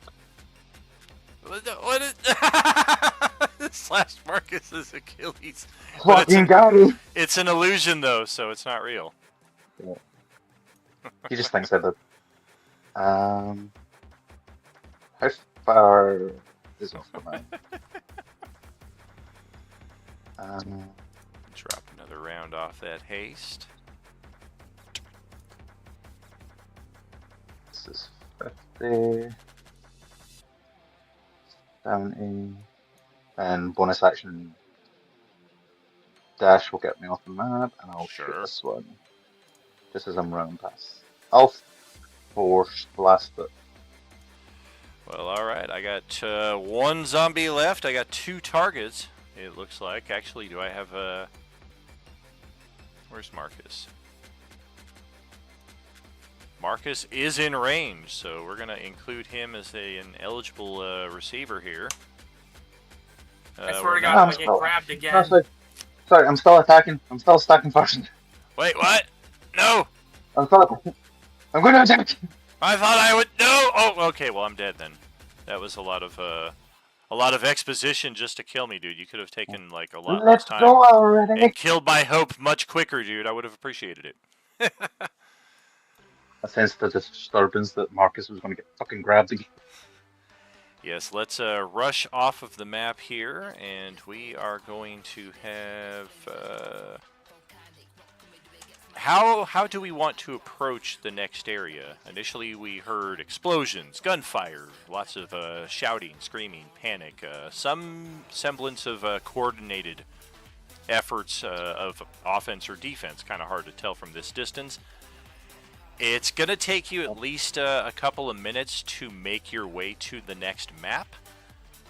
Affected, of course, by how you wish to approach. Are we going just all out, rushing through the rice fields to get to that next spot? Are we going to try to be stealthy or somewhere in the between? What you thinking? As is specific, it will be stealthy. And of course, bear in mind that stealth does reduce your speed by half. So typically, if you're going stealthy, you're doing so as a group, unless you want to do the tried and... Oh god, we fucked up party split. I'm also. Are we in a rush right now? Like, do we got to get over there in some sort of time limit? It sounded like something serious was going on there, and there was a timer on the screen, but everything has gone very quiet there now, so whether there's any urgency at all kind of remains to be seen. All right. Well, sorry, go ahead. I was just going to say, Azzy will still be stealth because he's hasted and he can, bonus action dash, so he can keep up with everything easily. Even if it's difficult. Yeah, we should move with relative haste. I mean, there could be, not enough people to make a lot of noise, but then again, there could be all sorts of things going on. All right, after you, gentlemen. Are we trying to be stealthy as a group? I will do my best. I'm currently 5 feet in the air. I turned my lightsaber off, so I'm not making a bunch of light, but I'm loud and clanky. Yes, yeah, your heavy armor will impose disadvantage. I just now noticed slash Marcus's Achilles. What the fuck? What? You did? Yeah, but it's an illusion. You're okay, dude. I know, but still, I know it's just Ozzy fucking with me, but still. Hey, Marcus, we will have enough time between this map and the next for you to get the final 5 hit points of regeneration from your drunk bonus there that you activated midway through the combat. So go ahead, do that. Move both your tokens over to the edge of the map to join the rest of the party, and we will see what we're looking at. Can I take an action to heal Marcus just as we're running? We will have time for utility spells and stuff like that, especially if we're kind of approaching slowly and stealthily. We have time to take those considerations. Cool.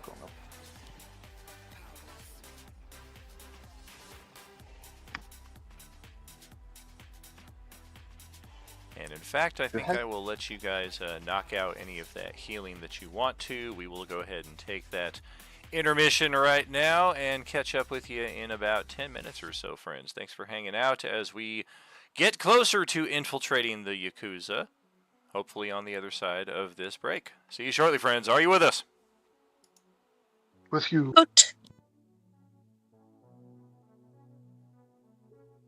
So I like how Ozzy just makes up these stupid spells based on my bullshit.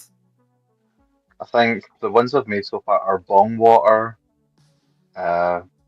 Orange Z Jello, and now Marcus's Splashy Giving Marcus. somebody dirty bong water from an alchemy jug is just top-notch petty shit. Oh god! Imagine if I called that like dirty bog water from the alchemy jug. Oh god! I wonder if DM would let me do that just for the sake of hilarity. Alright, fellas, I'm gonna take a smoke. I'll be back in a bit. When I made the spell, I specifically made the acid damage. Like there'd be no point to having dirty bong water come out of the alchemy jug, but it'd be funny. Can I use some of my sorcery points to regain my spell slots?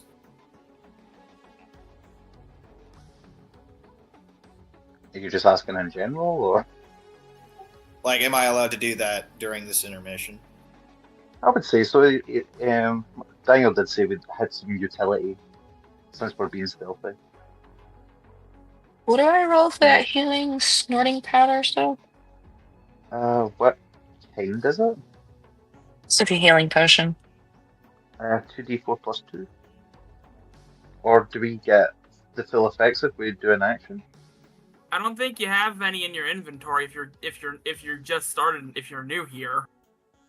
I have 2. I'm not new. I was okay, sorry. She been here. I'm sorry. I've done been here. Put in the time, the work. That's a good roll.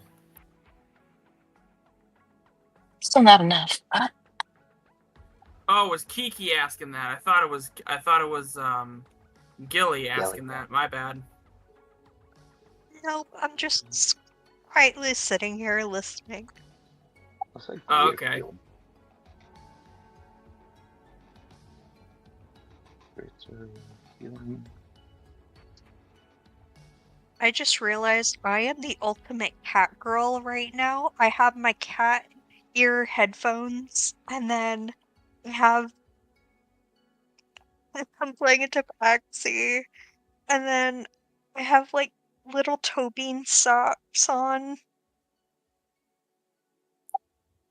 Silly masculine. I'm playing as a Herringon, so I'm a tiny bunny man with a giant axe who gets Love angry. that. Love that. He is the densest bunny. Yes, I'm also very fat. And I am the densest bunny on the planet. Broke my backpack. Apparently, out of a world full of humans, I'm one of the very few that's gone adventuring.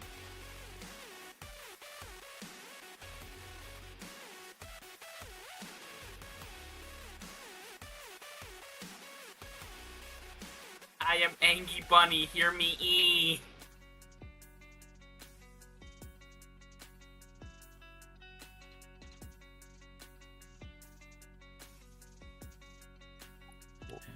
One of my strategies that I had was something I called Yeet the Plushie, where I would have somebody pick me up and throw me while I'm raging, so that I do like a flying axe attack. But then we quickly realized that I'm too fat for anybody to pick me up and throw me. When your bunny ass too fat for the catapult spell. At least Pumbaa can carry me. Speaking of which, I'm gonna shoot Pumbaa a heal. Oh, okay. Okay. Oof, the worst rolls ever. 11. Give him another one. So 24 altogether.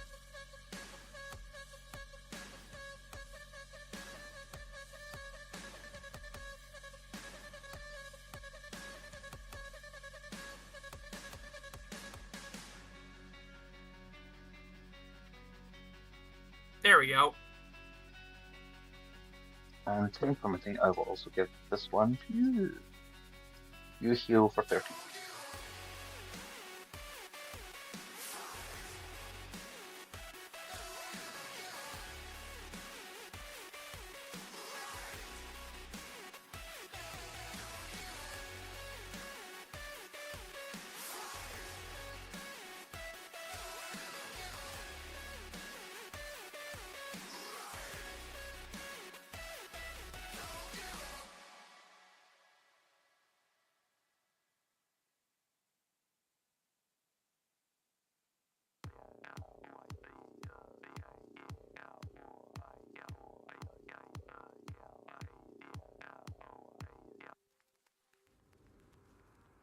Where are we?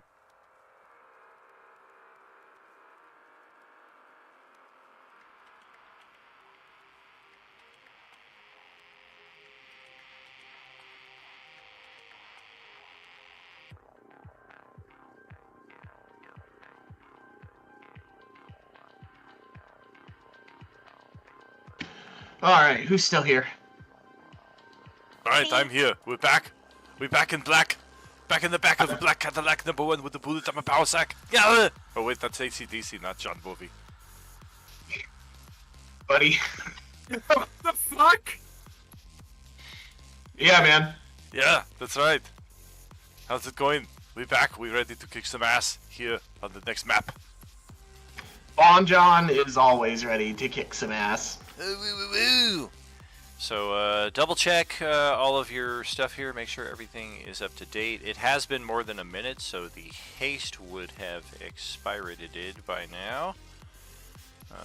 All of our other existing effects, I think. What is the radiant bit that we put on Celestiana? I forget what that was.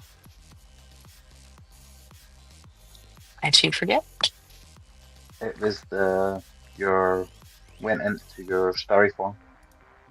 Oh, that's right. That's right. She Right. did the starry thing, and then the up arrow is because she has the broom. Is that correct? I think I gave the broom that.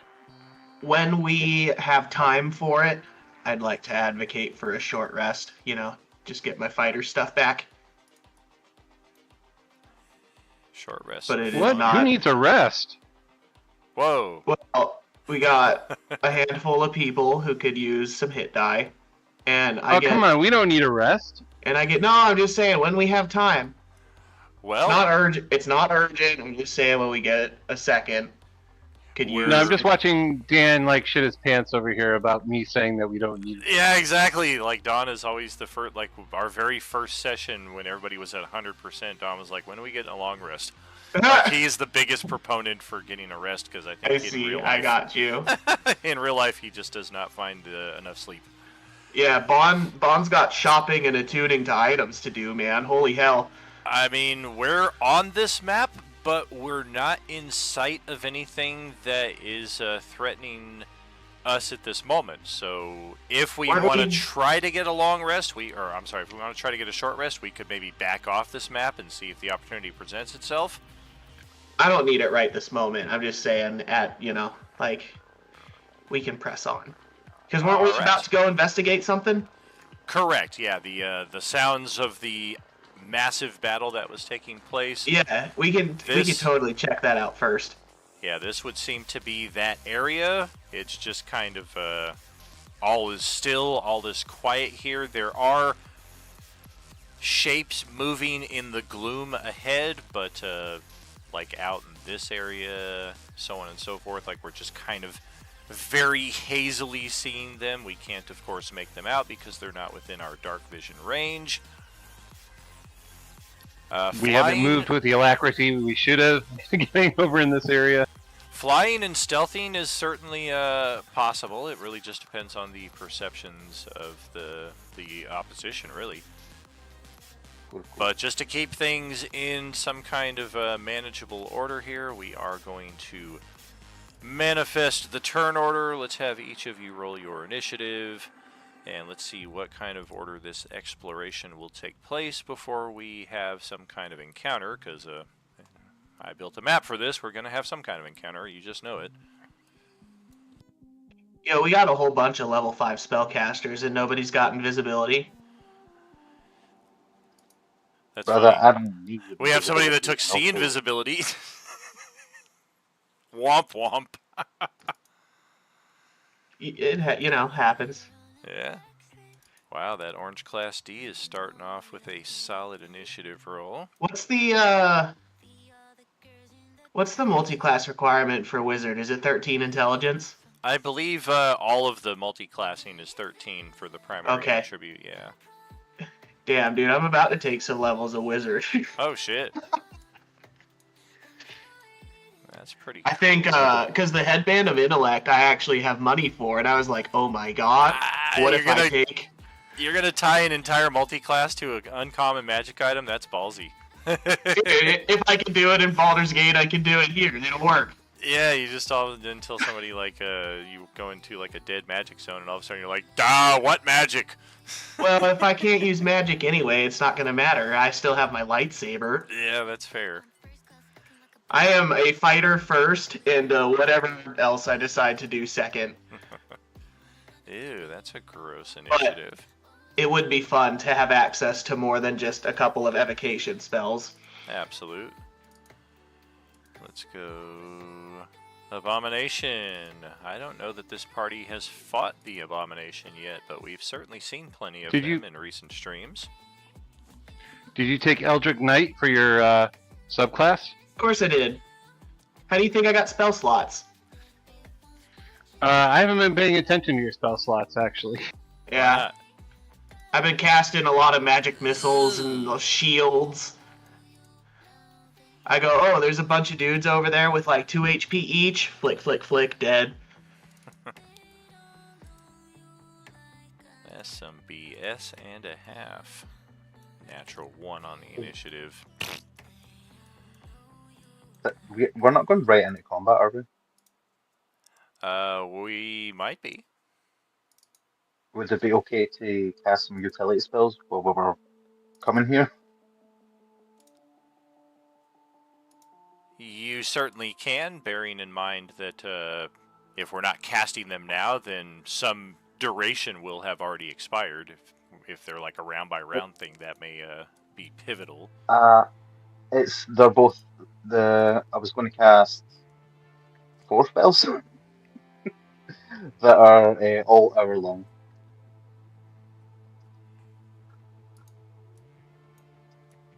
I was just going to cast Long Strider on a couple people and then summon Fate. Alrighty.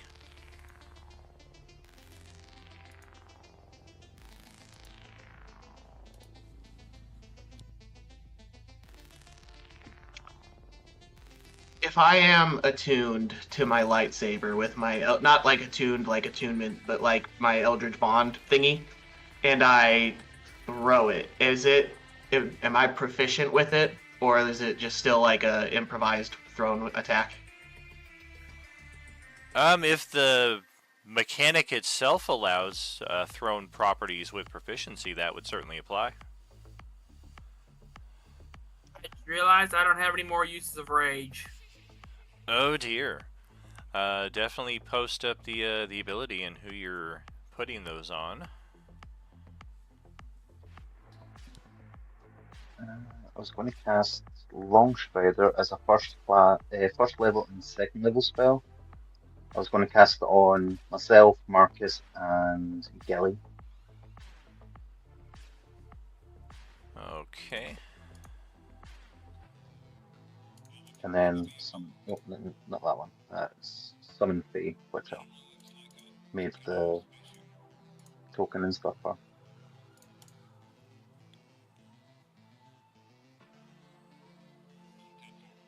Do you have the material component for that? Oh, that's true. I don't. Never mind then. Dun dun. Yeah, those are. Morlander! Those are pretty unique. Get over here! I can get them from Morlander, but I'll save that for next session then. Yeah, he would definitely have the proper channels to get you those rare components. Those are interesting. All right. Well, with that, then, if we are as prepared as we're going to be, then Ozzy will start moving out. Remember, if you're going stealth, you're moving at half speed. It appears that I cannot throw my two-handed lightsaber. Don't! Honestly, tragic. I wanted to do the throw lightsaber and instantly teleport it back to my hand. It was going to be so cool. Absolute. It's not Mjolnir yet. Yet.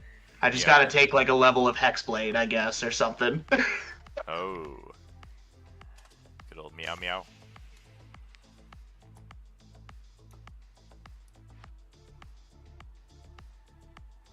All right, let's move, gang.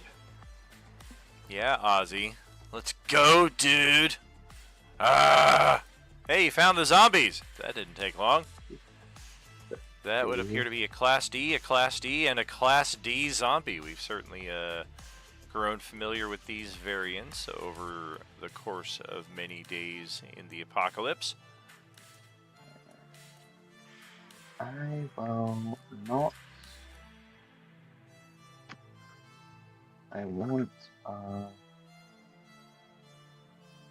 you call it?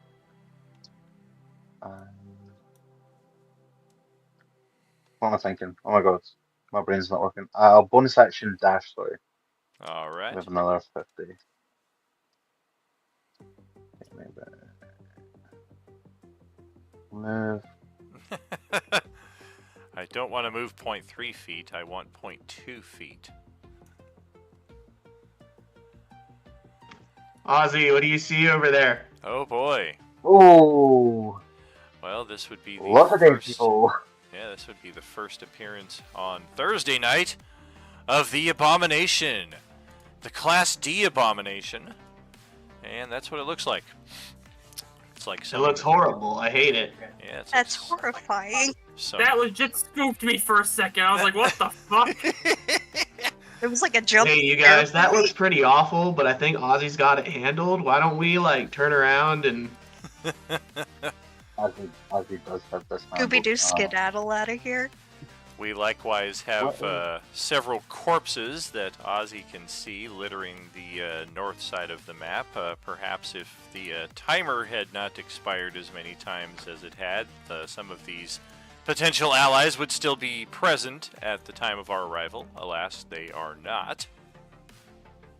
Otherwise, a bunch of Class D zombies.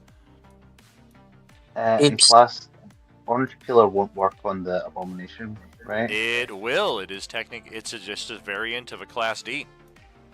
Okay, So yeah, if you've got Orange my Peeler, God. it will certainly work on the Abomination, and necessarily so, because we have discovered at a lot of our other tables, just to drop this on you early as a spoiler alert, the Abomination may attack 8 times per turn. It, unlike the typical Class D, its rolls are made publicly. So it's no different than a Class D as far as its attack value, its attack damage. The difference is that you do get to see the rolls publicly. And defensively, it is literally like somebody smashed 8 Class D zombies into one carcass. And trying to kill one of these things is indeed like trying to kill 8 Class D zombies. So it's necessary almost to have an Orange Peeler feat, because we have discovered just take the 42 hit points of a Class D and multiply it by 8, and that's how many hit points this thing has. Well, as he's going to cast Haste again, and take a shot at this streak of nature. Alright, that is another haste for yourself, yes? I don't think I can get sneak attack, so I will just attack. It's like one of the first zombie tokens I ever picked up on Roll20 back in 15. I like that it's having such an impact nowadays. Like, a lot of players are like, dude, you realize we're on the East Coast and I have to go to sleep after this, right? That's fucked up! Stop showing it! It's so good being in a country without tarantulas. Yeah. I played Dead Space. I'm good. Alright, we'll take that. That is 16 damage. Solid shot. Let's do that 30 more times. 10 feet in the... In fact, you know what? As he's feeling brave, he's going to drop to the ground and send his broom back for whoever might need more movement. Okay. Let's get the broom on the board. Take that elevation off. Y'all, we're so close to the Yakuza, you don't even know it. Flying broomstick. Alright, we'll have the broomstick fly over here to the party for anybody's purpose. Is that it for Ozzy? That's it for Ozzy. Alright. Bring it on. Let's do this then, yeah. We've got Class D zombies galore, and just off the map over in this direction. So tasty. Fresh blood, fresh meat. So foolish to place yourself out in the open. Must be special variety of foolish. Not sure who just said that, but they are off stage left, just on the other side of that tall row of hedges there, as a mass of Class Ds just rush out at you, and yeah, I'm pretty sure we're just going to get you completely surrounded here. It's just a matter of... message back to the group. Sounds like someone needs a whip ass. Oh yes. Damn it, we need Dr. Whoop-Ass. Azzy does not have Blade Song, but they will preempt with shield.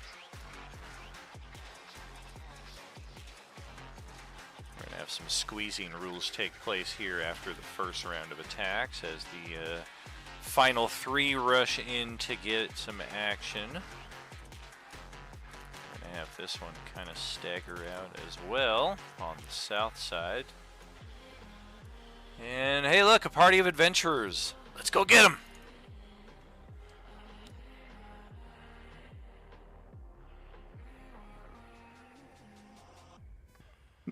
I think we've got more. Yes, we do. I should definitely be more worried. Yeah, maybe. Azzy, how is your dex?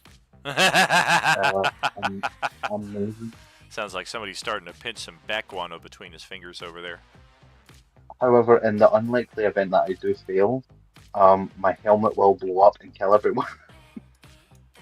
I mean, that's just So that is good not news. necessarily a bad thing. For spell components, because you asked about it earlier, do you track the ones, like all of them, or do you track like things worth a gold value? The latter. If you've got like an arcane focus or a components pouch, those typically include everything.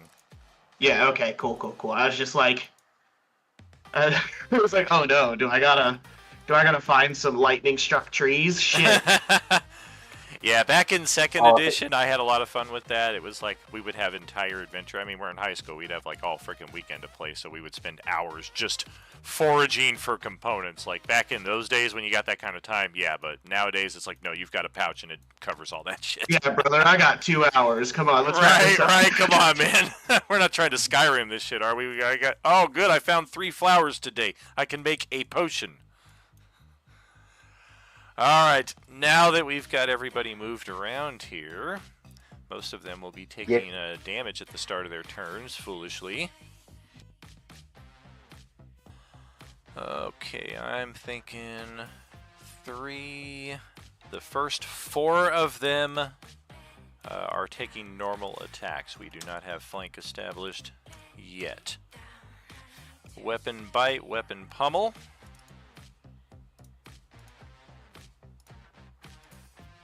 Oh boy. That's a miss. That's a natural 20. And if your AC is indeed a 23 without Blade Song, then miss. It is indeed. Alright. Natural 20 is going to be 7 physical damage there. And then we've got 1, 2, 3, 4, 5 more of them.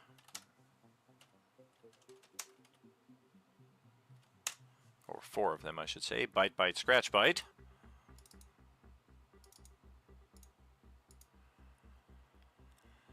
With advantage. Let's see. That was 7 damage off the crit.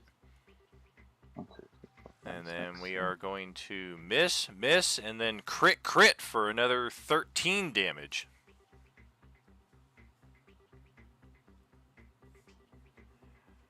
I'm something proud. And then we've got these 3 who are moving in to squeeze. So they've got flank advantage, but they've got squeezing disadvantage. So straight attack rolls for them. They're going to try to pin you in place and get a stab on you. So let's go weapon. Grab. Oh, fair results, but not good enough. The rest of the zombies are unable to get into attack position. A lot more of them kind of wander out here towards the larger cluster of characters and not the bright bulb of light that will sear them into oblivion. That's it for the zombies. That's going to pass it to your turn down here, Manuel. Alrighty then. I shall move forward and get to about here. Monkey comes with me. I'm going to take...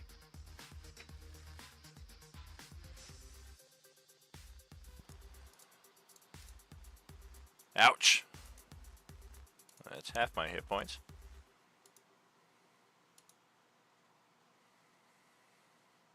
All right, and we'll take out the other half hit point. Oh, yes, indeed. Even without the natural 20, that's 21 hit points. Crunch. Destroyed.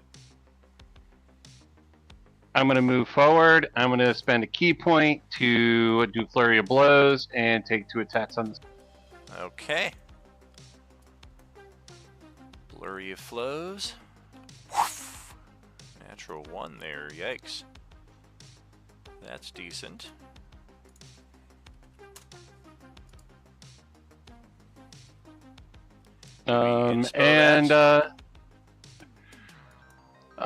I've got 3 left, but it's near the end of the night, so yeah, I'm going to inspo that.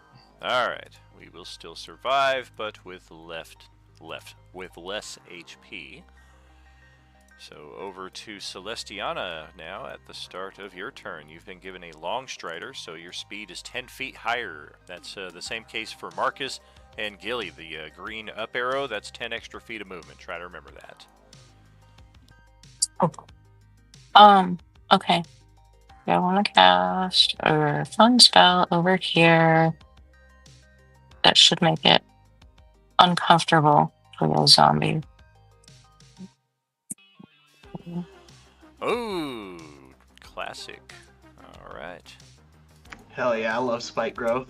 Let's grab it. We've got a nice AoE token for that. I'd like to encompass like those 3 if I can up top. I will drag the template out, and then you can go ahead and move it where works for you. Okie dokes. Let's do that. Let's transform. Ba, ba, ba, ba, ba. You could hit so many dudes. Let's controlled by Kai. Okay, there you go. Go ahead and move it around wherever works for you.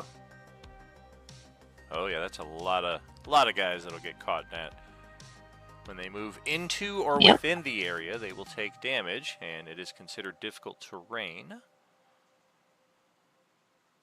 These things typically, we have seen this work very well against them. They are not at all perceptive or cautious about their movement. So this one in the back, if it's got eyes on your group, it's likely to walk through the entire AoE to get to you. It's not going to be like, ow, and then try to walk around. Doesn't it say that like is not obvious or something?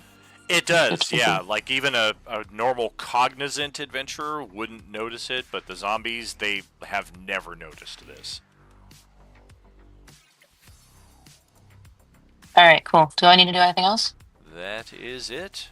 When the time comes, we'll have you roll some damage. Otherwise, did you want to move or bonus action? Not yet. Just gonna chill right there. All right. That's gonna pass it to Merlin's turn.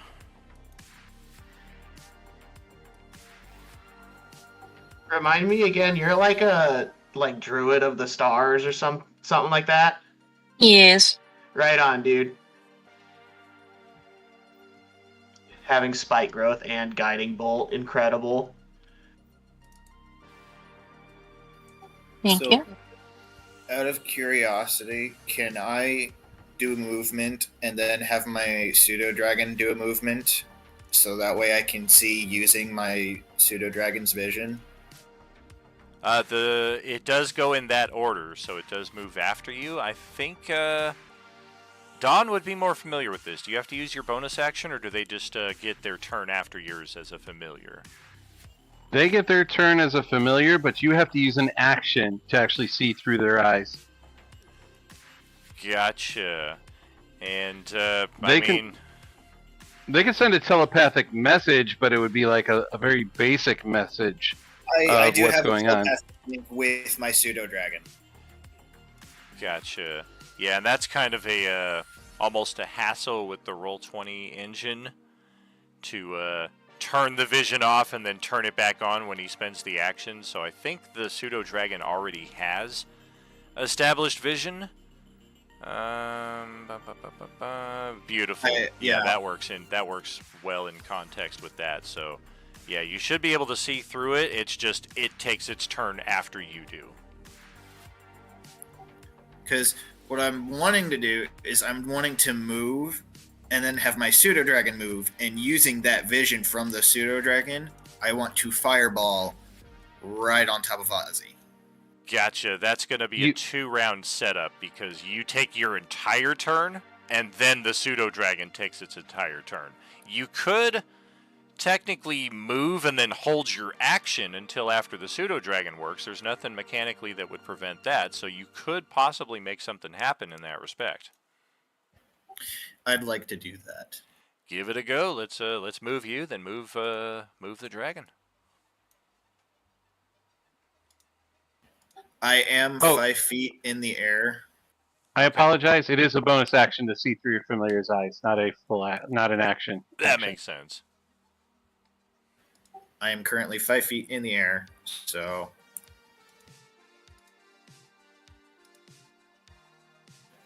Oh, I might not need it.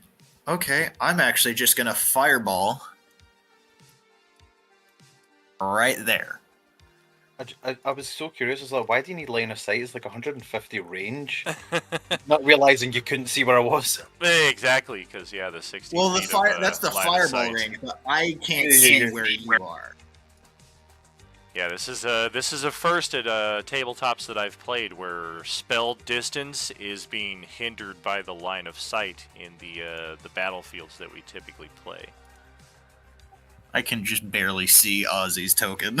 Just barely. Kill me. Alright, let's bring out the glorious pink fireball of plasma. Can it be blue?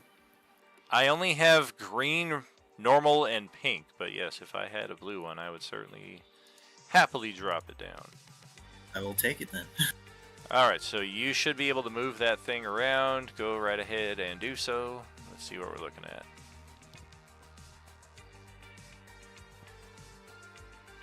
That's the damage. Where's the actual impact zone, just so I know? Okay. Smack dab centered, all of them. Alright, so yeah, looks like I just want it centered right on Ozzy.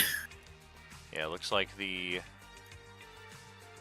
pause the animation. Looks like this guy and the abomination will be outside the AoE, but otherwise everyone in this cluster is there.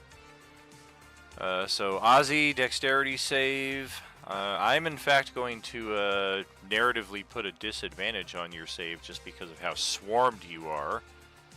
Likewise, all of these guys that are squeezing mechanically, they will have disadvantage, and then these guys, not so much. Oh no, whatever will you do? You succeeded! Since I'm resistant, it takes 7 damage. I'm just going to quick do this. 17 die 20. Okay, I'm going to take the mean average there, which is a natural 20, and all of them made their save. That makes sense. Hey! Hey, somebody caught my bullshittery. And I keep haste.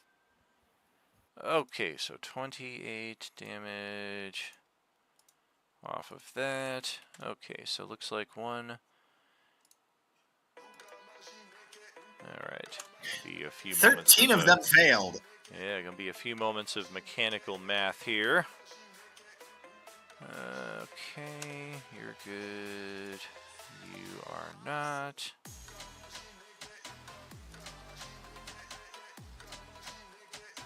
You are likewise not.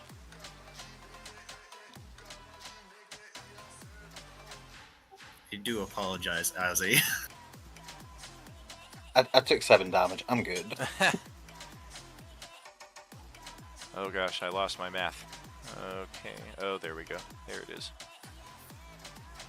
Forgot about the disadvantage, so I need to roll a few more dice here, actually. Okay, you also failed. And so I'm so did tempted. you. I'm trying to just drop a Beat the fireball at my feet. Boom! Goodness gracious, Bodacious Ignatius. Have better luck picking up a turd by its clean end.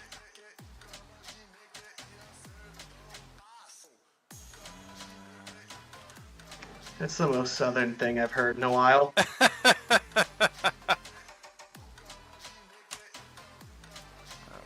so I got all of you. Now I need to roll 2 more die 20. Oh, you both failed. Come on. What are you doing? You're out here by yourselves. Reinforcements! We need reinforcements! Okay, that's a fireball then. What else are we looking at? I'm gonna have my pseudo dragon dash now that my turn is over. Because my pseudo dragon was on my shoulder. Sure. So I was moving. It's gonna take its movement to just. It's got 60 feet of flying? Yeah, it's got 60 Sounds feet about of right. flying. Okay.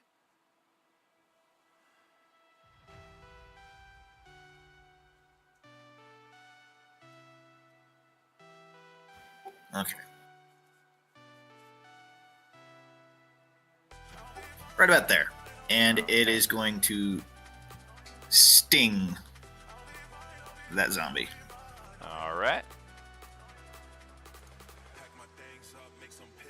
That'll hit. Stab right through the cheek.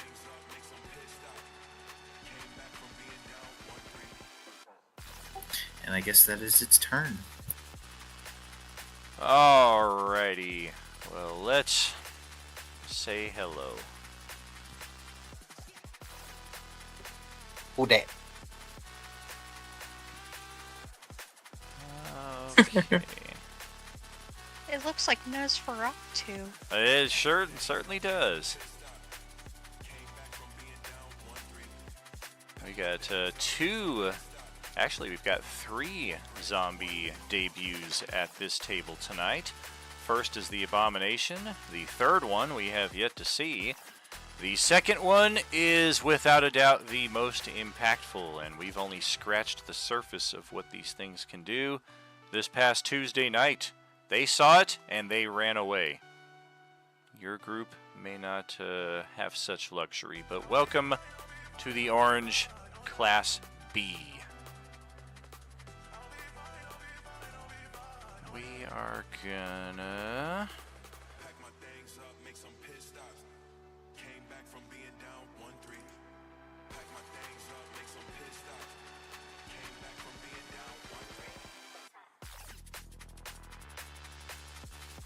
We are going to hustle right over to this space and squeeze into the spot with the zombie above Ozzy.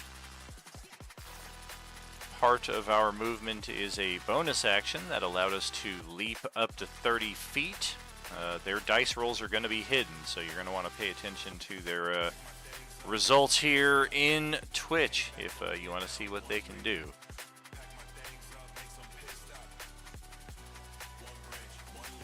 This is an ability we have uncovered about them. Bloodlust. They are particularly efficient at tracking and slaying the living. This is reflected with advantage on all attacks versus living targets.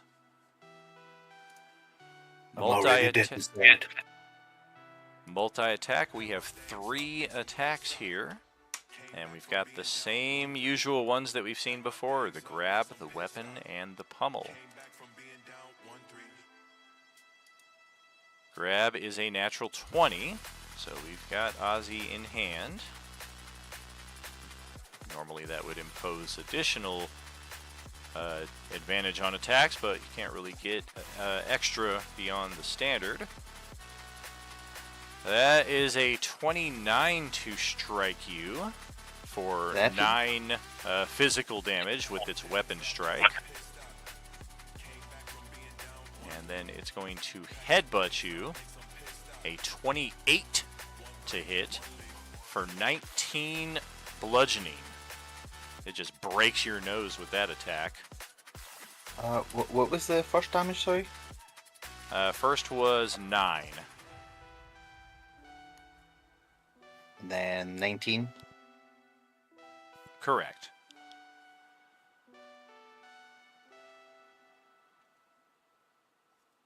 I'm still up.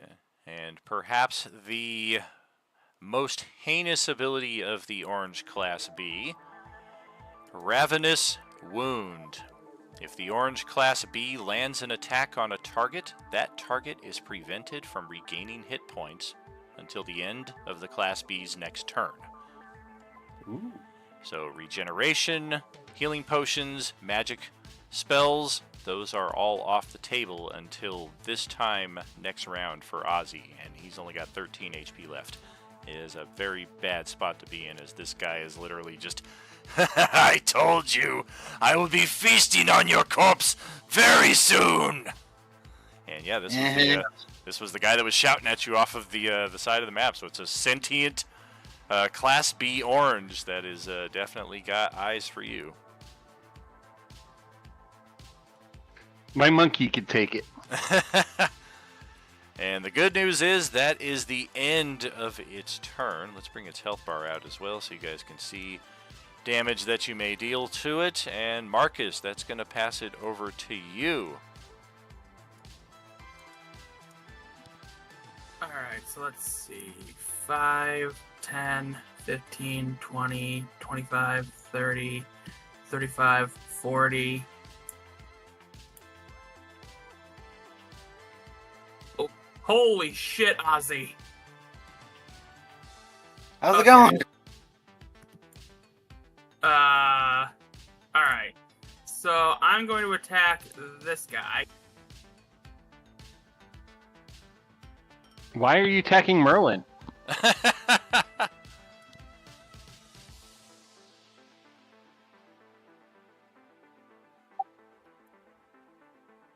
Do either of those hit? The 15 does hit. You've got the flank advantage, so that will hit. Let's check our con. Natural frickin' 20. Okay, it's going to survive with 1 HP. Well, then again.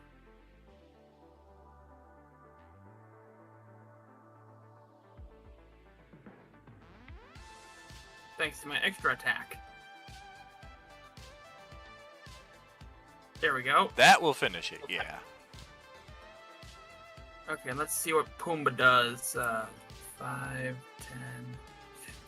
20, 25, 30, 35, 40. And then Tusk on that guy, on the guy on top of him. Well, shit. Alright, take it to miss. It certainly is. Well, shit indeed. Alright, I guess I'll end my turn. Okay. I think the orange... Pumbaa, I love you, but Jesus Christ, you need to quit missing, buddy. I think the Orange Class B is going to Legendary Interrupt. And we're going to try a stun attack on Ozzy. That is a 23 to hit. That just hits. That is a stunning strike to hit a vital area. It knocks the wind out of you. You need to roll a con save or be stunned until the end of its next turn. 17 damage. I will Inspiration this to roll with advantage. If a 17 doesn't make it, I'll use a hero point. 17 will make it, although it is 17 damage, so I think either way it knocked you out. Yeah.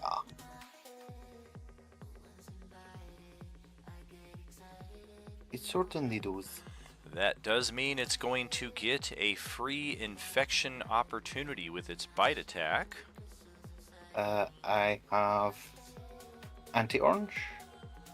You can use that. Let's wait till we see the results of the attack, because if I miss, then there's no point using it.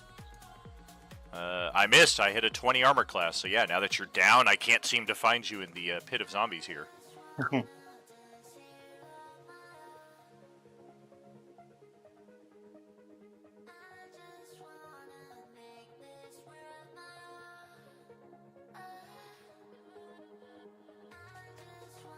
So many tokens. Sorry, a few extra seconds in delay here. I'm having a late dinner between initiative ticks here, so if there's like 5-10 seconds, it's probably because I'm chewing. John Bovey, over to your turn. Alrighty, I'm gonna take a couple steps over here, and I'm going to Ray of Frost this fella right here. All right.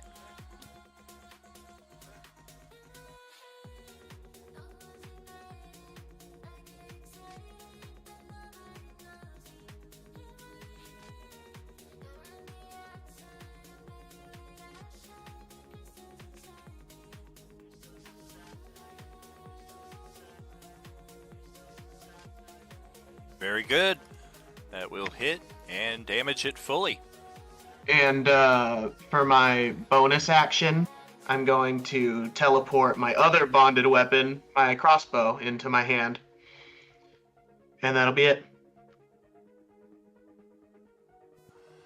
Very cool. Let's move it over to the Abomination, who is kind of upset that his debut was so spoiled by the Class B that just outclasses it in every sense of the word. I don't know. Looks like they got that guy pretty well covered. I doubt there's even going to be a foot left for me to munch on, so I think I will hustle over this way. And then I will action dash another 50 feet. Oh, look, there's a bunny guy right here. There we go. I knew you were going to target me. Well, you are on point. And that is action dash, though, so that is all we can do this round. That will pass it over to Gilly's turn. Hello again. Alright, hold on one second. I'm gonna move.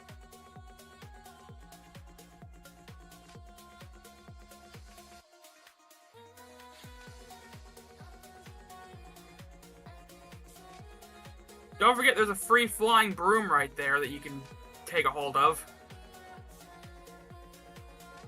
I completely forgot about that. Oh my gosh, hold on one second.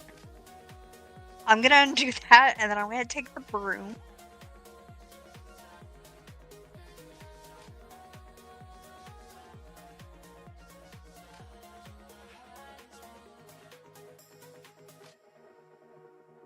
I'm gonna take the broom, and then I think I am...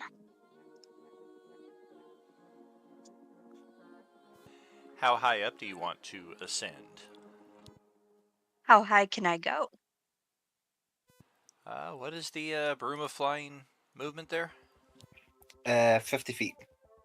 So you could go 50 feet straight up, or you could kind of go like at a diagonal 50 feet up and kind of like a 50 feet arcing in this direction as well, or whatever. Yeah, let's do that. And then, can I cast... I'm gonna cast Magic Missile.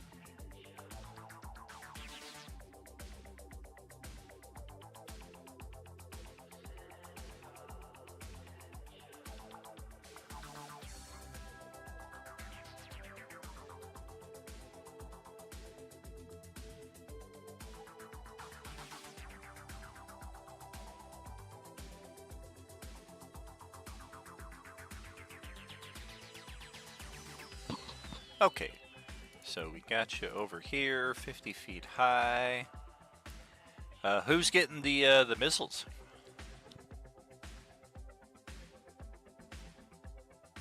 Let's do it.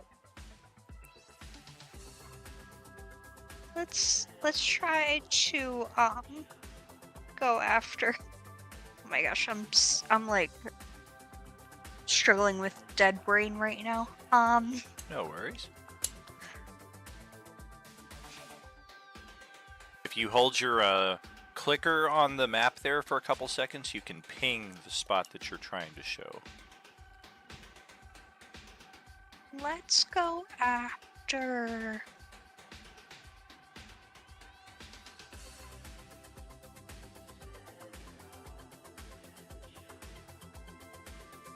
I don't know if it's doing it or not, but I was thinking about, like, going around somewhere... somewhere that's not gonna hit Ozzy. Magic missiles are the most precise attack in the game. They cannot hit anybody aside from who you target. Yeah, magic missile's an automatic hit. Okay. You just decide where it goes. Exactly. So can I hit the our creepy abomination that looks like a Nosferatu?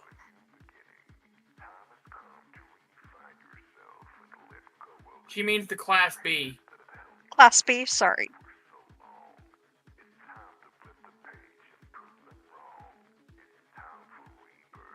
Go and damage that Class B. All right. Let's see.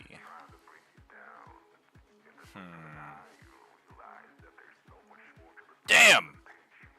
Yes, you can. You get Perfect. three missiles. So hit that again. A shortcut, if you don't want to go all the way back to the spell, is just up arrow from the chat log and hit enter, and it'll redo the last thing that you posted.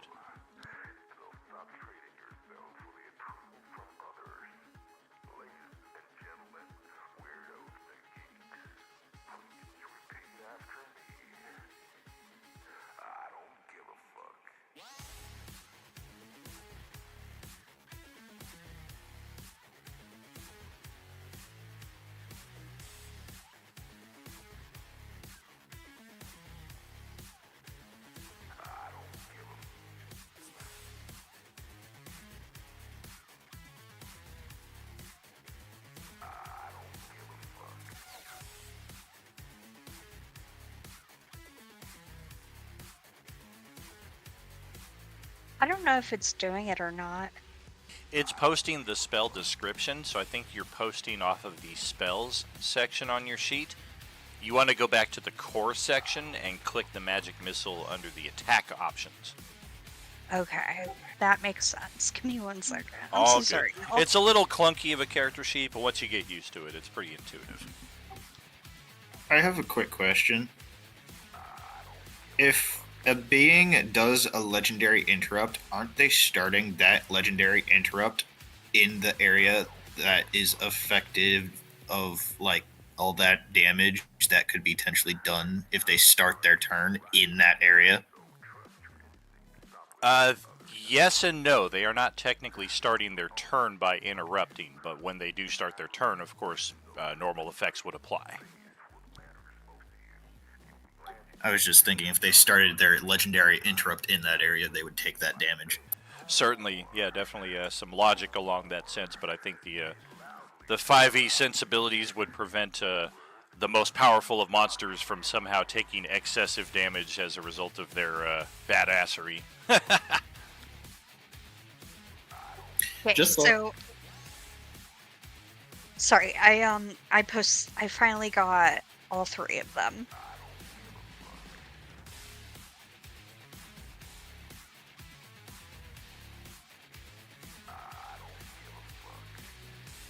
Alright, so we got that, took it off the health bar. Not a significant amount of progress, but we got the ball rolling.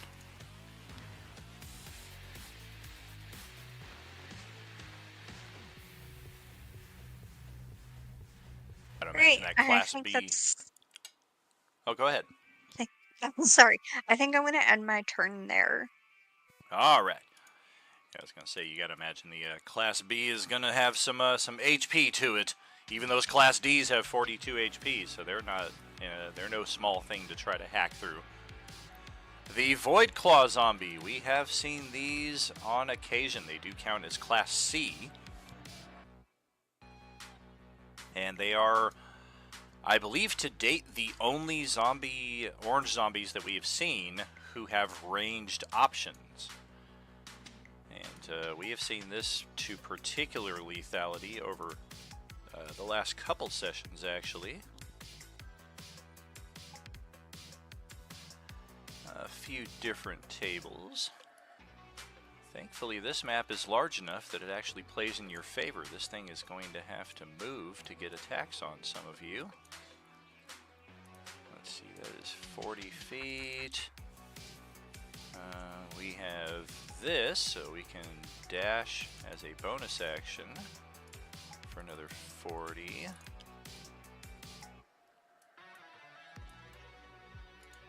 If you're paying particular attention to the map, you might have just seen where it went. Okay, yeah, we've got all of you within our attack of opportunity, or all of you within our attack range now, I should say. So who's the lucky winner? 1, 2, 3, 4, 5, 6. Pretty much everybody except for Ozzy. Bingo. 1, 2, 3, 4. It is Matheson who is going to be targeted with a trio of Void Bolt attacks. And because you cannot see where this thing is attacking you from, we have advantage on the attack. Ba-ba-boom! Would the attacks go through Pumbaa and around myself in order to attack Matheson? They do not, like, arc and go around, no. But we do have line of sight on Matheson to be able to target him without cover being an issue. Alright. And to that effect, 22 and 20 to hit for a total of 38 necrotic damage on the guy right there. Okay. Let's see. I'm going to utilize my deflect missile. And it doesn't say I have to see where it came from. That's the big thing right there, yep. So I'm going to utilize it.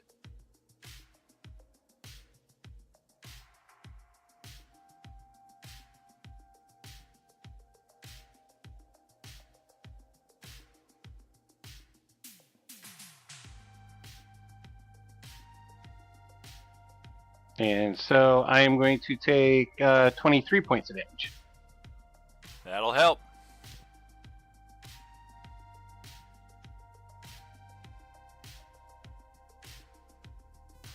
And thankfully, that is the only Void Claw attacking this round. And we've got, last but not least, this guy. Oh god, no.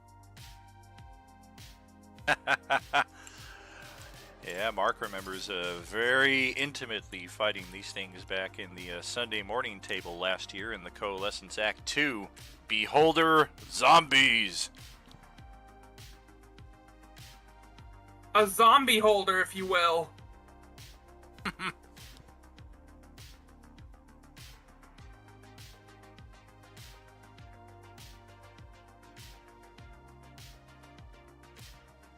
What's the challenge rating of this stuff? 1.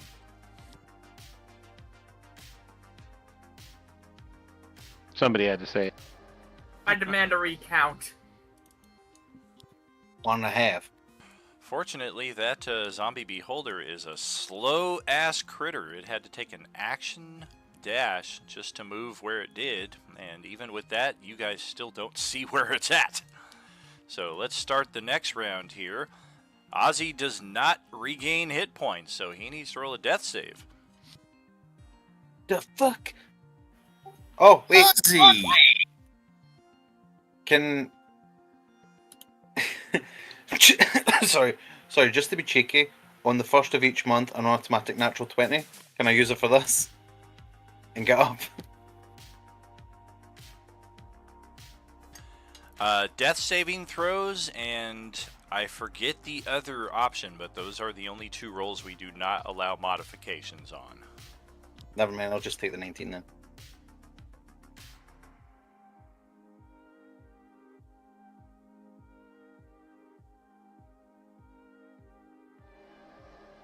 Me.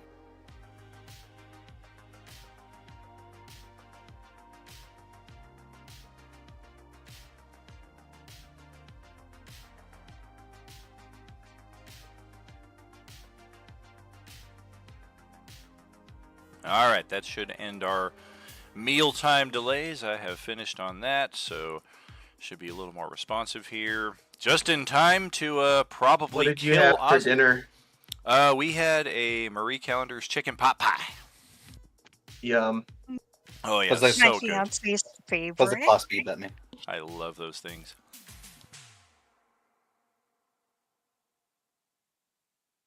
Every time we go to the grocery store, we always have to get them. Oh yeah, I'm kind of in the same boat. We usually at least pick up 1 or 2 or 4-pack, or just clean out the frozen section, depending on how ambitious we are. Ozzy Yeah, does not have regen because he got hit with that ravenous wound from the Class B, which prevents regeneration or any health restoration for that next turn. That makes sense.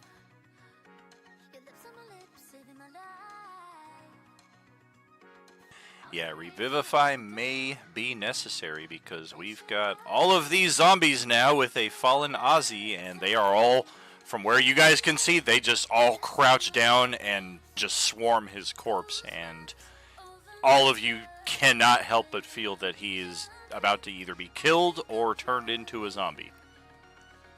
Whoa, chicken pot pie from scratch. Maybe. Yeah, I'm Susie Homemaker. Very nice. We're going to go 11 attacks here. Oops.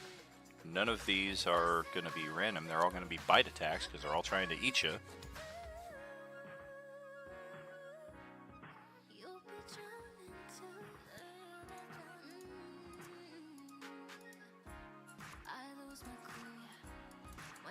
Okay, so Ozzy is, looks like 1, 2, 3, 4, 5, 6, 7, 8. Oh my gosh. It takes until the 8th and the 9th attack to finally pierce the armor class. Unfortunately, that is 2 hits. So the best case scenario is you're dead. The worst case scenario is you are infected and turned into one of these oranges, and your party will have to kill you before they can revivify you. 2 Constitution saving throws, please. DC is 18. Wait, it's okay, no mind. I wouldn't go. Is it just 2 death saves? Fails? Well, they count as con save.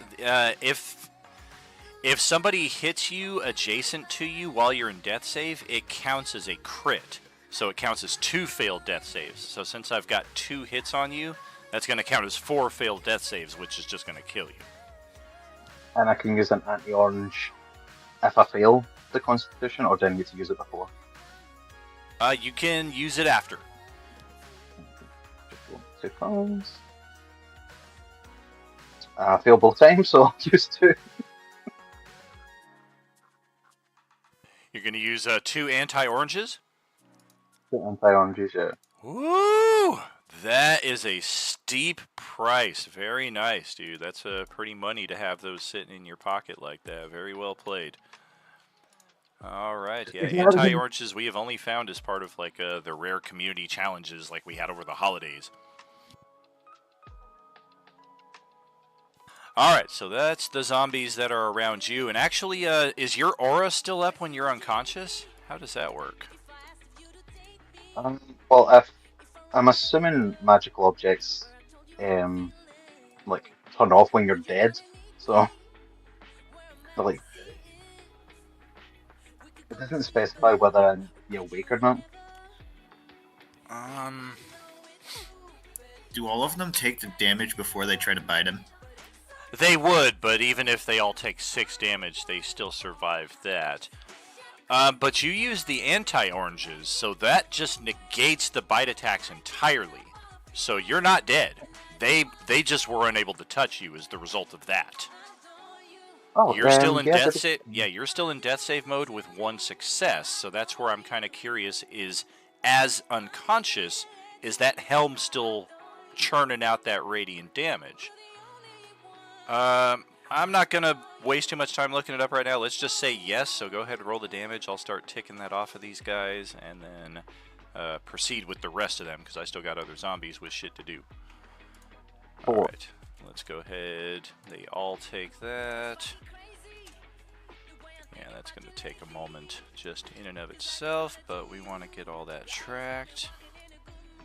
Yeah, if someone can just get me out of this group of zombies, that'll be Maybe you shouldn't have got yourself into it. Sounds like you and I feel like you and Ozzy and Ballard from the Sunday night table are gonna like meet at the bar in between adventures and just talk about how wandering in solo and trying to take on a whole bunch of zombies just did not work out well for them. I needed to see what was going on, and I wanted to give someone else my broom, didn't it? I remember. Alright, we got all of those zombies with some damage, and... Alright, let's try this. Well, alright, all 4 of these. Oh, beautiful. Good looking out there, Don. Yeah, I figured like magic armor and like rings of protection and stuff like that would, but like something that's like churning out a constant aura, like that's... feels different to me, but I don't know. Did that zombie just walk past my pseudo dragon?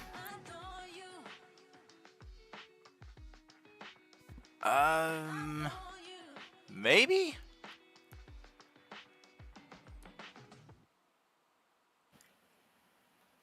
Which zombie? I was kind of reading while I was moving, so I wasn't fully paying attention. If he did walk past my pseudo dragon, that's an attack of opportunity. Sounds reasonable enough. I can't state with any certainty, so might as well just go ahead and take it. And that's gonna miss anyway. Okay, so yeah, we were starting to move over in this direction.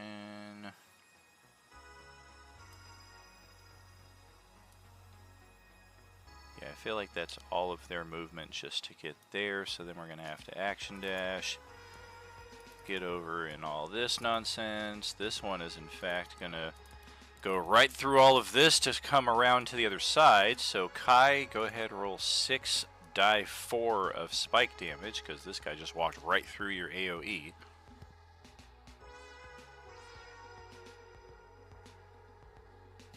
And that is, it's gonna drop him to 1 hit point. It's really just a matter of, is he gonna make his save? We just made the save. So we've got just enough to get over here to Matheson. That was an action dash. A little more of this. We're going to rush over to John Bovey. I guess we're going to go for grab. Nope, scratch attack. That's going to miss. And then let's see, 8, 8. Kai, roll me 2, 4, 6, 8, 10, 12, 4. Roll me 14 die 4, please.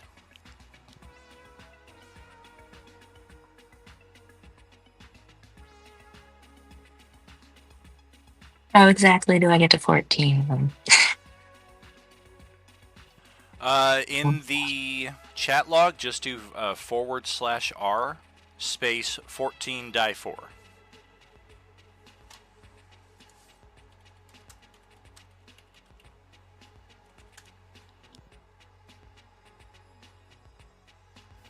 That's the manual dice code right there in case you ever need to roll like some odd numbers every so often. I'll be like, roll a D19, and you're like, what? And then you can technically roll anything with the digital dice app here.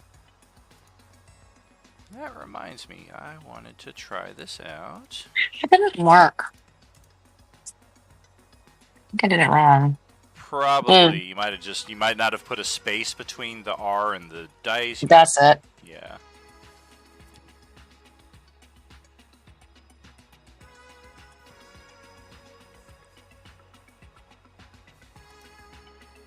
There it is. Okay, so yeah, this one is moving through 20 feet of spike growth. We're going to take the first 8 of that, so that's 5, 8, 10, 14, 20 damage. And then the next one is going to do the same, also takes 20 damage. Next one is moving through an additional 5 feet, so we're going to take 25 damage. And then the last one is moving through all of it, so we're going to take all of that damage, which is 36, and that will leave us right there.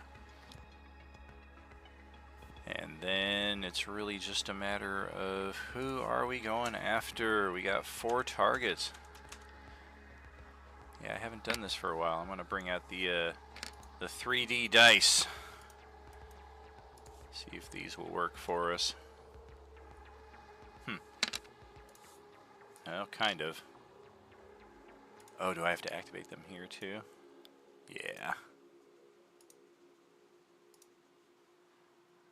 Try that one more time for good measure. There we go. Now we got some actual dice popping up on the live stream there. That's pretty cool. Alright, 1, 2, 2, and 2. Jeez, so no randomness at all here, huh, guys? We're going to go after Merlin, and the rest of us are going to swarm up on Matheson here. One of us walked right through John Bovey's attack of opportunity range. Can I use Yeah, my I'll reaction? take a smack. Go right ahead on that, John Bovey. Damn it. And then what were you asking there, DJ? If one of them does try to hit me, I'm going to use shield as a reaction. Gotcha. Yeah, it's probable. This one looks like it's coming after you here. Okay, so all of them on this side, it took all of their movement to get there. Not so much with the ones on this side. That, we already took our attack here. Nobody went after Celestiana. Alright, so 3, 4 of them are going after Manuel here. That's gonna be a weapon attack, a scratch, and a bite.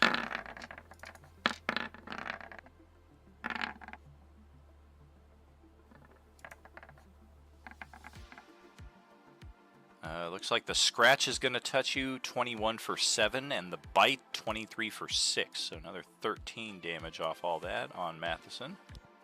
Down to 6. Very cool. This one is going after Merlin. We're going to try a pummel attack. Ouch! 22 to hit. One of the ones that missed me, I am going to utilize my, as a reaction, I'm going to use Tipsy Sway.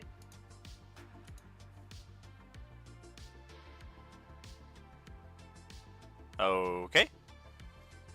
So it's going to hit one of the other zombies. Let's see. Do you want attack number 1 or attack number 3? That's this guy or this guy. Let's go. If this guy misses, you can funnel the attack to the guy that only has 1 hit point. That's what I'm going to do then. Okay. So before we get into that, though, let's resolve the attack already made. I got a 22 to hit Merlin for 8 physical. Even if you did pop a shield, it wouldn't get through on that. And then the attack going towards this guy. We got to roll a con save. Oh, yep, we will make that and still hold on with 1 HP. Okay, zombies. We've got this one over here who still has not yet acted. I think we will rush on over down here. Once again, we're going to swarm up on Marcus, but we are unable to do so without taking an action dash. Got more zombies up here.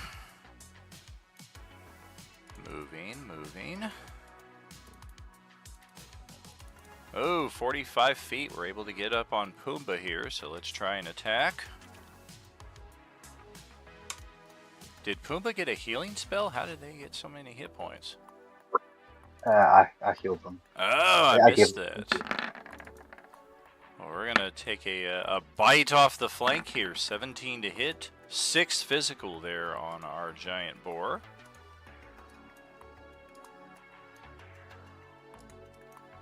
Okay, let's double check. That is all the zombies at last. Matheson, your turn. Okay. Hey, So Matheson, first can attack. I ask for a huge favor? What's that? Can I have you attack the one that attacked me? And the one directly to your left? Well, that was the one I was going after first. Is this one?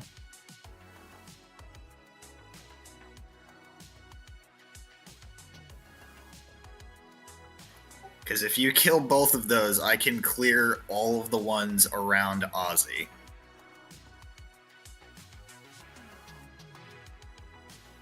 Except for the higher level one. Okay, so this one is a hit.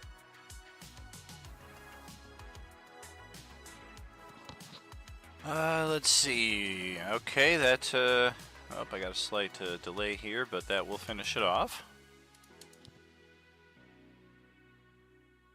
Second attack.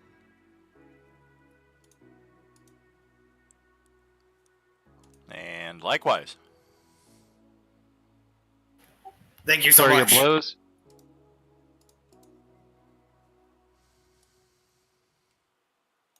That one's next. Okay.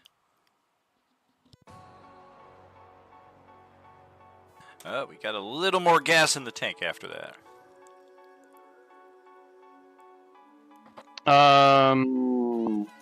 Should I finish? Yeah, I might as well finish that one off. You know what? Hold on. I'm gonna see if I can finish that one.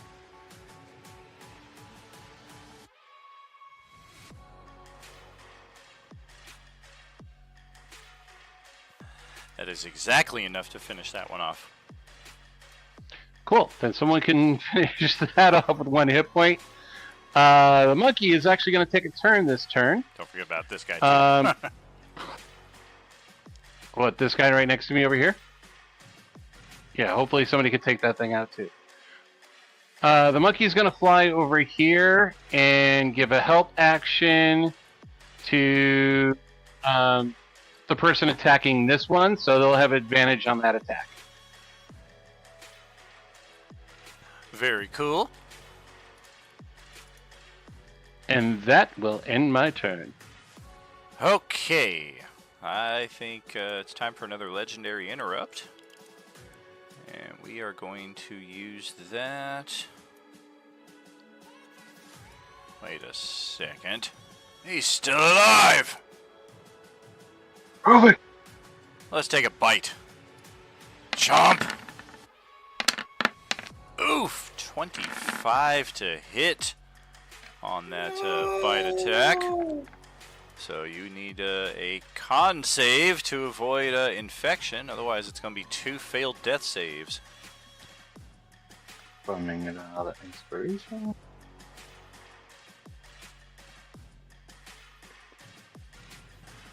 Not needed, but it does chip you off 2 on the death save marker there. Okay, so maybe don't fireball me, Merlin. Celestiana, your turn. Do I still have my starry form going on? I think I do. How long does that last? I'm sorry. Scrolling. 10 minutes? It is still active.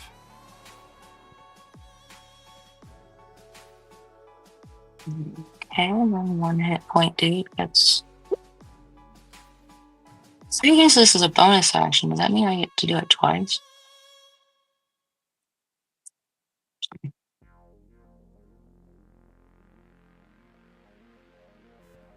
Not necessarily. So I have to do something different and then do that as a bonus action?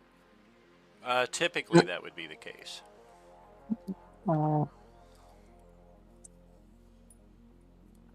Still learning. Oh, good.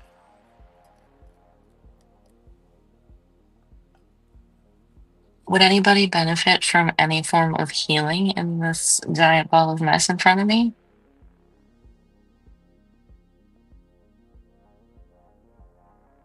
I don't know. I'm sure Ozzy would love some, but he's too far away, I think. Yeah, I know. And he can't be healed. Oh yeah, because of the wounds. The ravenous wound. Did it use Ravenous Wind last time? But that lifts after this next turn, right? So if I casted something. The ravenous wound will expire at the end of the orange class B's next turn, which is coming up after Merlin. So once that is over, Ozzy can be healed, but Ozzy may not be alive at that point. Is Ravenous Wind it's just any attack to do? Oh, say again, you're kind of cutting out. I was saying Ravenous Wind is just when it hits me with an attack, isn't it? Yes, correct. As long as he hits you with an attack, then the damage that it prevents you from recovering any hit points.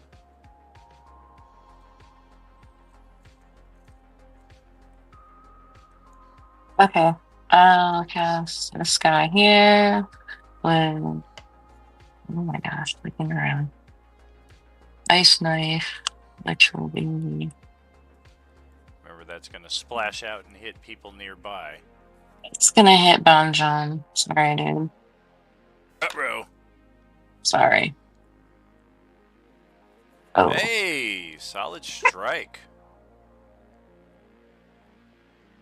And then I still need to roll something. Yeah. This is cool, actually. I cast Absorb Elements. Wait a minute. Did I need to do that? Wow, if I did, that was really sad. I'd already rolled. And then I get. Oh, okay. Sorry about that. Oh, good. And then Archer form at the 1 point dude over there.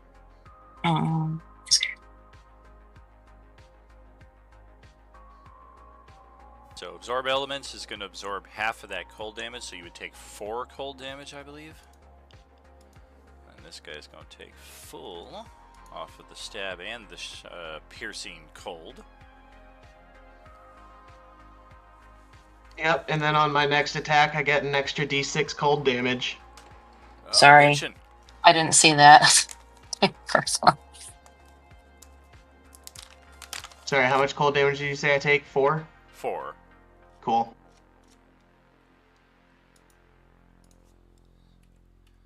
Okay, so yeah. That guy. Oh, shit. You're taking the archery shot at this guy? Yep. Alright. Yeah, that will connect and finish it off. And I think I'm good. Alright. Let's legendary interrupt again.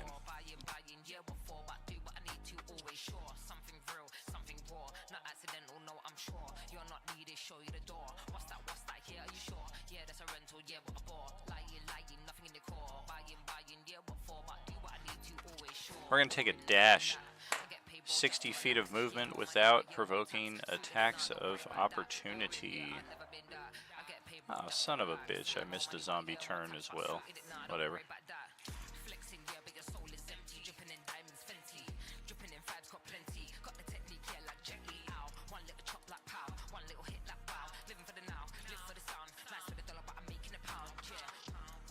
Alright. On a slightly higher elevation than the rest of you here. Not much higher, but just high enough that the Class B Nosferatu looks particularly intimidating as it looks down upon you. Your companion is already dead. Soon you will join him.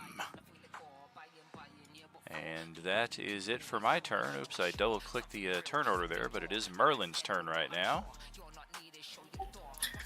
So, Ozzy, can I please fireball? I mean, you'll need to. I will die. I will still die.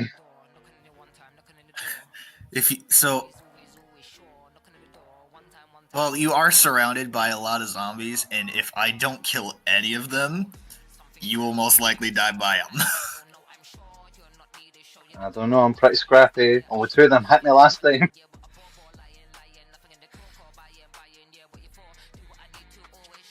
He's unconscious. He doesn't get a say in this. That's fair. Wow. Okay, if that's how the party wants to think, okay.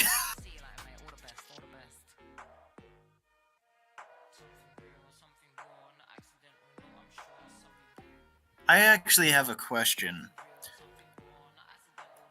Can I cast Shape Water? Because technically they are in, like, if he's prone, he's inside the little marshes, and that's water technically, right? The water is not filled at this point. That's why there's no difficult terrain for your characters to be passing through here. These are all, the rice fields are at, currently drained.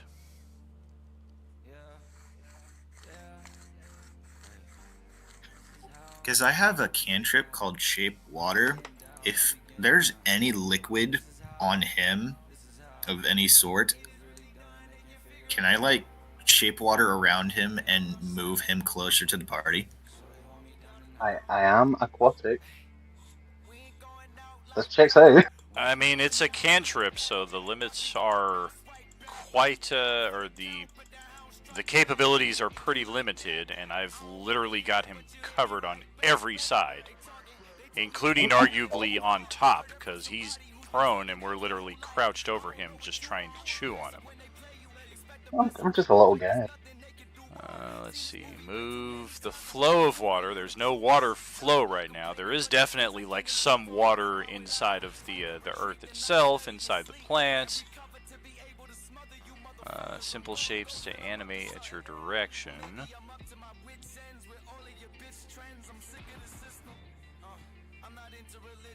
Of course, I would have to move closer, but can I still make my plan go?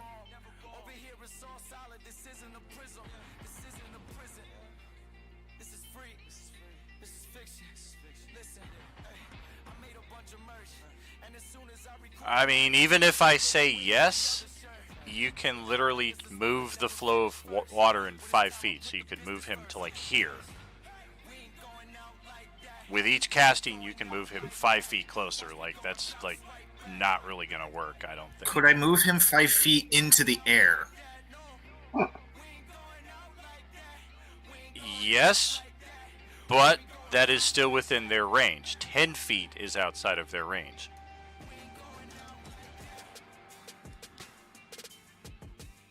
I think I know what Merlin is thinking. I think Merlin's thinking that if I'm 5 feet up in the air and he's 10 feet, he can go past and grab me. Or someone can go past and grab me without opportunity attacks.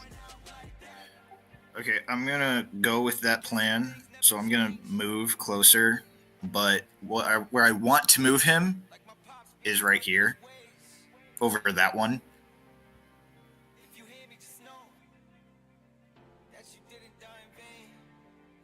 Okay, and I'm seeing an issue here as well.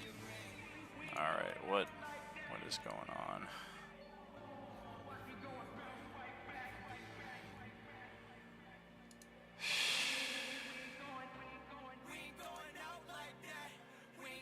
All right, yeah, we're just gonna rewind this entire thing. It's not going to work. I did not properly assign which zombie has a grapple on him, but one of them has a grapple on him, which means he cannot be moved. So he is prone, he is grappled, and there's over 1,000 pounds of zombie crushing him, trying to devour him alive. A cantrip, unfortunately, will not counter those circumstances. If that's the case, can I fireball it and only hit the zombies that are on top of him and him not take any damage? I am prone. Because technically that's a dog pile. He's on the very bottom. Trying everything to save me.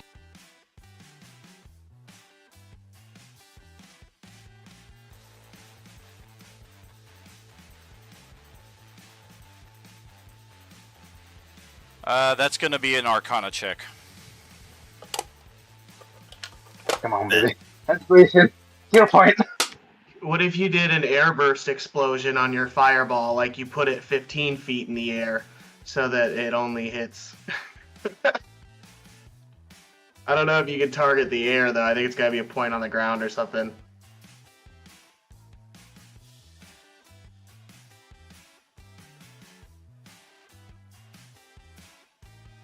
Certainly doesn't have to be on the ground, but to aim it so precisely as to steal an ability from another class that specifically allows you to AoE areas without affecting allies, that's exactly what we're trying to do here. We're trying to steal an ability from another class with a roll.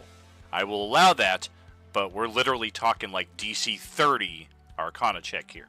This is a class ability specific to, I believe, the Evocation Wizard. So there are paths to take it. I believe I still have my Nat 20 option for this. If you've got a plus 10 to your Arcana, a Nat 20 would be a 30. Nat 20 is not an automatic success on a skill check. What about hero point?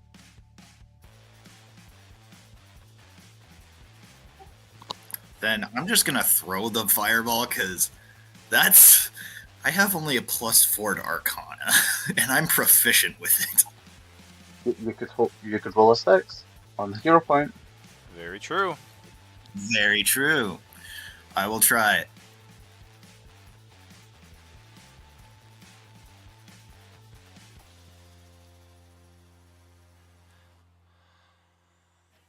Would that be like, a hero point to re-roll it to get a nat 20 or something?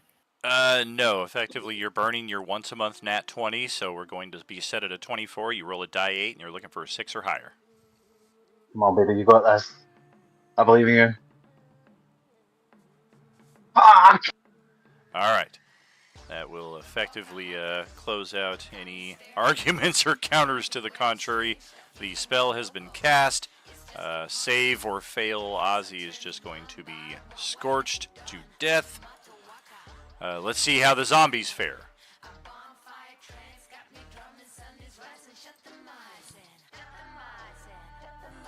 Okay, so 16. Alright, we got 4, 5, 6, 7, 8, 9, 10, 11, 12. 12 of them that need to roll a save.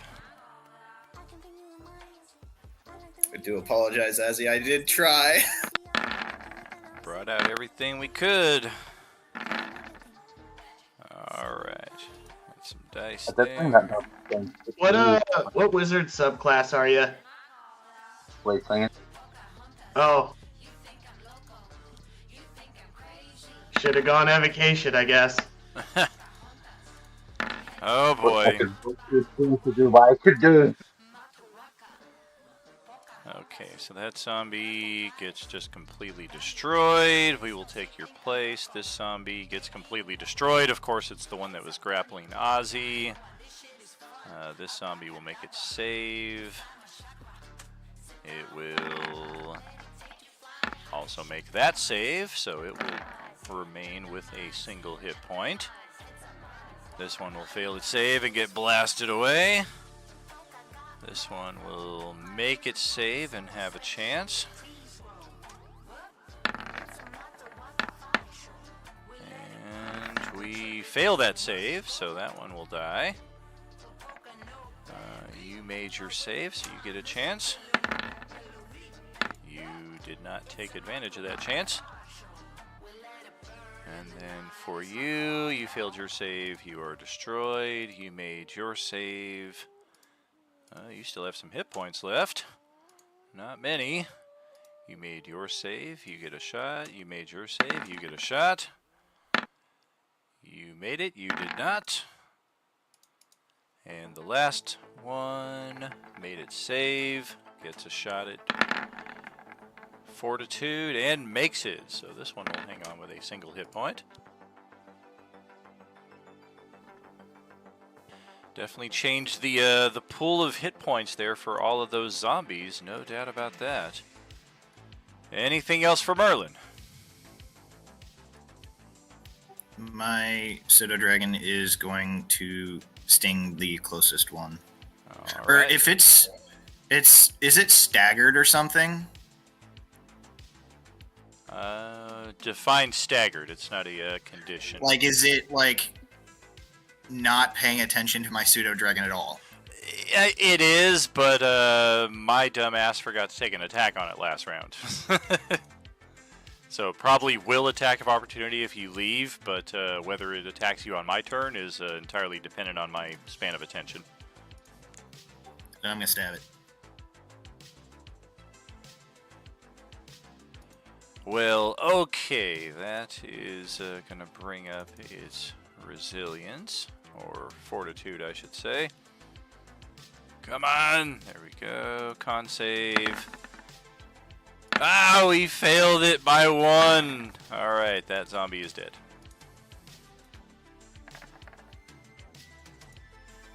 And my pseudo dragon,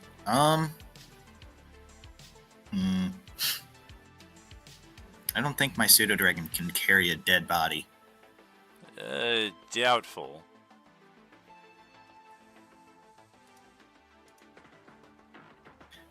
Then it's just going to move slightly 1 square.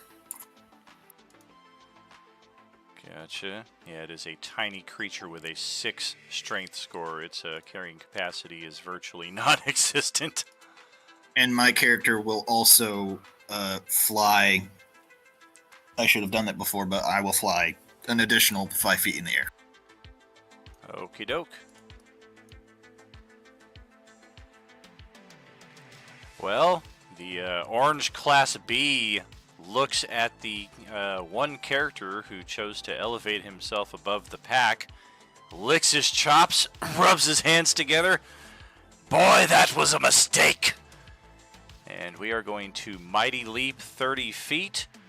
And as I have let countless players do this in the past, as I stated at the time of this abilities reveal on Tuesday night, this is very much I'm in midair, I take all my attacks, and then I touch down after that. It's exactly what I let players do when they take aerial attacks and things of that nature. So we are going to fly up, be well within range,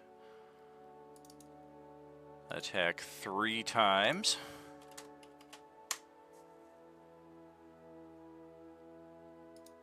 That is a weapon, a grab, and a weapon.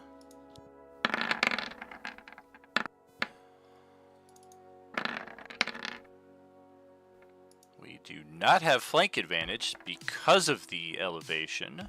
Even though this would typically count as loose flank, the 3rd dimension does counter that. And the only attack that missed was the grab attack, so we hit you with a weapon strike for 15. And another weapon strike for 12. That is 27 damage combined. And that will also inflict a ravenous wound upon Merlin, one that he is unable to recover hit points from until the end of the Orange Class B's next turn. You said 27, yes? Correct.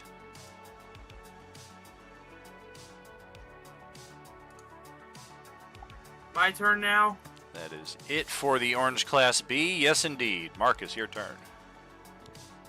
Okay, finally. I'm sorry. It's getting late for me. It's fucking getting to me. I'm sorry.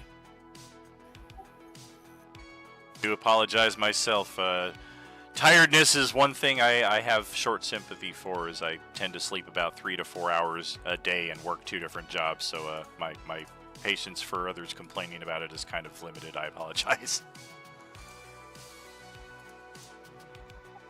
I'll attack the B class guy.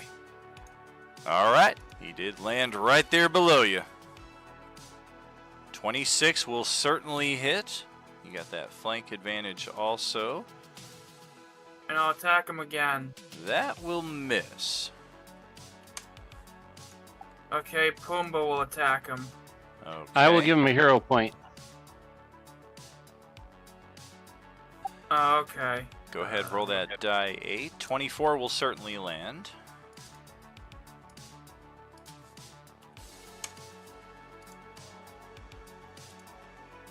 That will turn that miss into a hit for another chunk of damage. Okay. And after all that, I will use a reaction from the Class B. Allow me to retort. When damaged by an attack, the Orange Class B may select one of its attack options and attempt to hit the target that damaged it. We are going to try to bite Marcus in return. That is a 28 to hit for 8 physical. And then we will use a second reaction to use a second retort on Pumbaa. Also a bite attack. That is a 16 to hit Pumbaa for 9 physical. Yes, the How many class... mouths does this guy have? It only has the one mouth, but it has more than one reaction, which is something that you very rarely see. Typically, creatures, no matter what, have one reaction. On rare occasion, they do have multiple. Anything else for Marcus? Nope. And is it okay if I get going to for my turn? You can just do what you want with my character, I guess. I'm sorry. All good. We'll just pause you right there, and we'll pick up with you next time around. Get some rest, buddy. I'm so sorry, HP. Dude, you're good, man. I totally get it. John Bovey, let's pass it over to you. Swinging with the lightsaber. First attack gets a plus d6 cold damage. Beaut. Oh!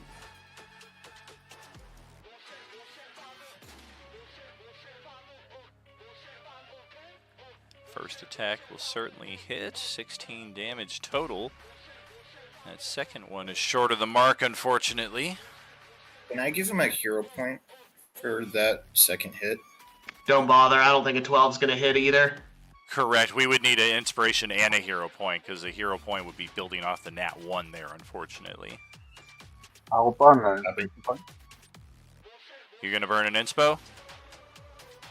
I'm dead. I need to help. Alright. You kind of phased out there, so I just wanted to clarify that's what you were saying. So, yes, we'll go off the 12, and then we need a die 8 on top of that. Trying to get a 2 or better on that die 8. There we go. So that will hit, and that will in fact kill that zombie. Forgot about push to talk again. And then I will move over. Boy, I don't really want to stand anywhere near all that mess. I'm just gonna move here to get a clear line of sight.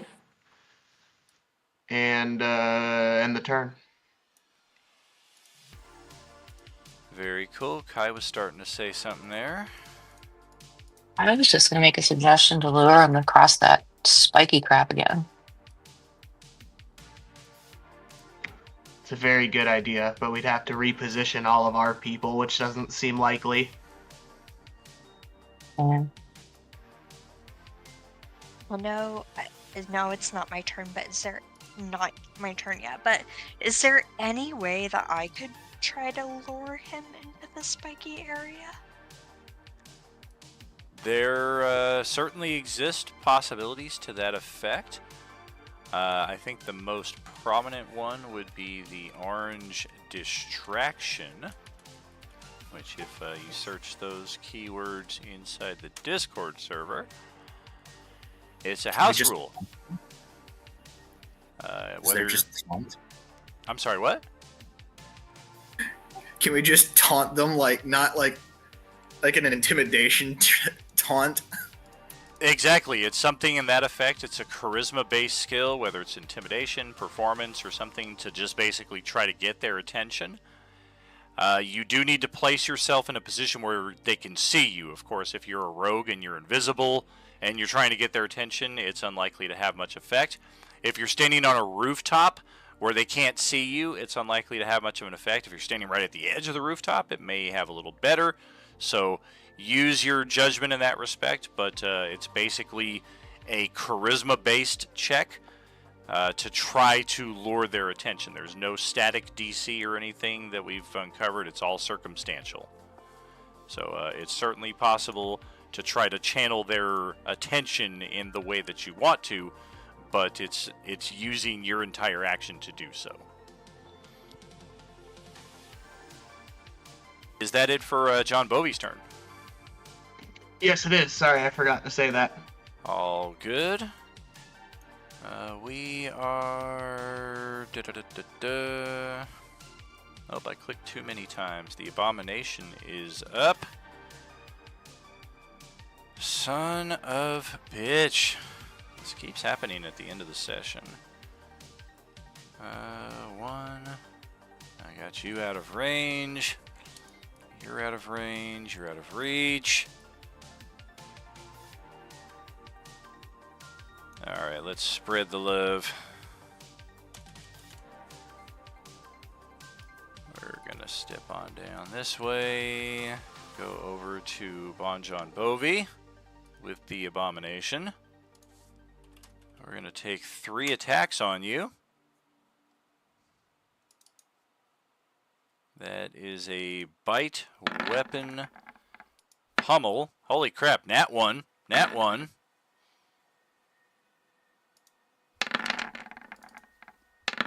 $21. There we go. The third attack hits for a whole 6 bludgeoning. I'll take 6 bludgeoning. And I was thinking about casting shield, and I was like, if he does that again, I might need it later. Sure. And the good news is you saved your reaction, because we're going to step over here to Matheson next, which does give you an attack of opportunity. That will hit. Another chunk of damage there, and then we're going to take 3 attacks on Matheson.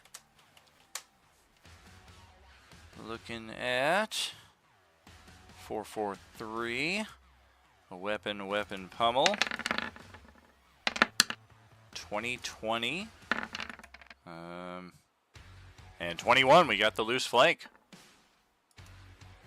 916 damage combined from all that. All right, I'll take 8. Got 2. Definitely will behoove you to separate them, because technically it's 2, 2, and 3, so 7 damage, not 8. I know I tend to add all of them up together, but if you're doing the reduction on each individual attack, it's half rounded down on each.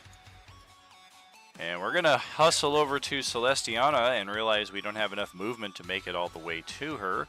So does Matheson get an attack of opportunity off of that? Exactly. He's going to get his attack of opportunity, and we're going to have to call it a day right there, because we got no more turn. So yeah, go ahead, take your attack. That's a miss. Inspiration. That's a hit. And then Gilly, over to your turn. Hello. Okay. So I wasn't sure how to look into what we talked about before, but I am gonna roll charisma and try to lure this thing. I'm trying to click on it into the spikes. Yes. I keep forgetting names. I'm sorry. All Alright. good. Okay. Are you trying to do so from 50 feet high? Or are you going to try to put yourself in a position where this thing has a chance at getting at you? Because as we were discussing, if you place yourself well out of reach, it's just kind of like shouting from the skies above, and he's just going to throw a middle finger up at you. LOL. Okay. I'm gonna try to like lower myself a little bit while You can fly diagonally down. Yeah, I was gonna fly diagonally down and be like, so I should put context. Gilly is like a teenager, so she's just gonna be like, "Hey, Nosferatu looking motherfucker, follow me."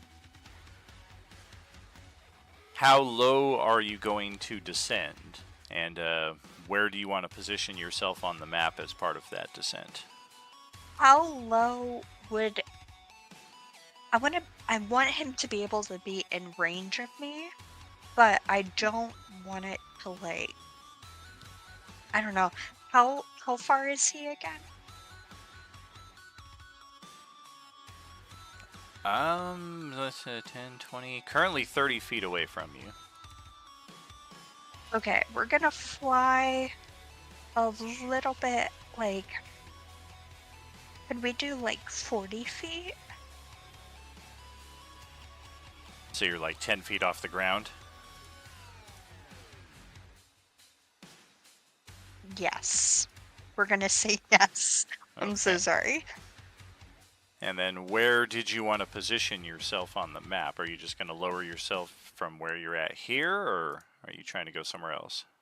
Yeah, I was gonna lower myself and then like try to lead him over here.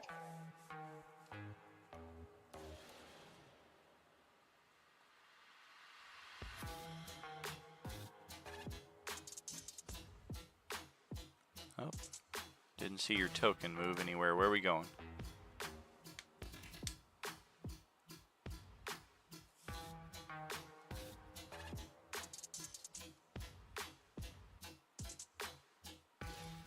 Oh my gosh, I'm struggling. So I want to be close to him, but like I want to be able to like lure him over to the spikes. I'm just not sure how to maneuver my token to do it. Click and drag. Yeah, you can either click your token and use the arrow keys to move one space at a time, or you can like drag it with your mouse over to a certain zone. I totally did not know about the arrow keys. And there's a... I've been using the arrow keys every now and then when it gets to be too tough, but I think I'm gonna stay here, and then it's a charisma roll. It is, or a charisma skill if you have like performance or intimidation or something like that.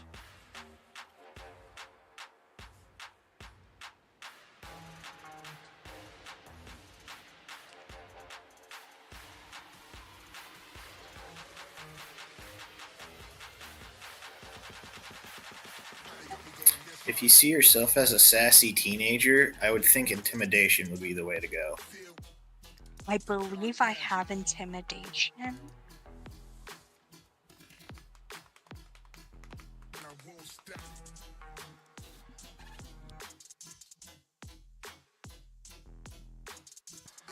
Got a double click there. The best we're looking at on the first roll is an 11. So do we want to inspo that to the 20, knowing what we're looking at? Do we think that's going to be good enough to get this D, or this B? I think so. I think if we inspire it.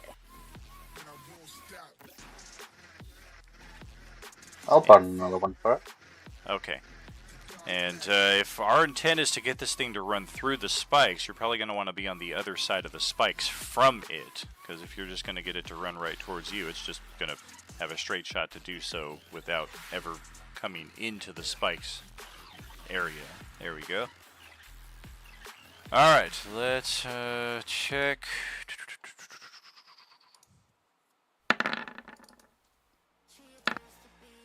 Alright. It snarls over at you. Oh, you want some, little girl? I'll be happy to take a pound of flesh. And yeah, as a matter of fact, after your turn, we're going to Legendary Interrupt Dash 60 feet without provoking attacks of opportunity. We're going to go under Merlin and then around, and yep. Ouch, that is 1, 2, 3, 4, 5 spaces, so that is 10 die 4 of spiky damage as we rush right across there.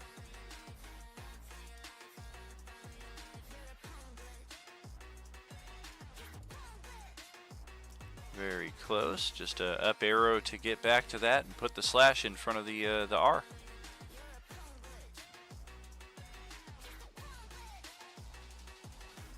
Oh, in front of the R.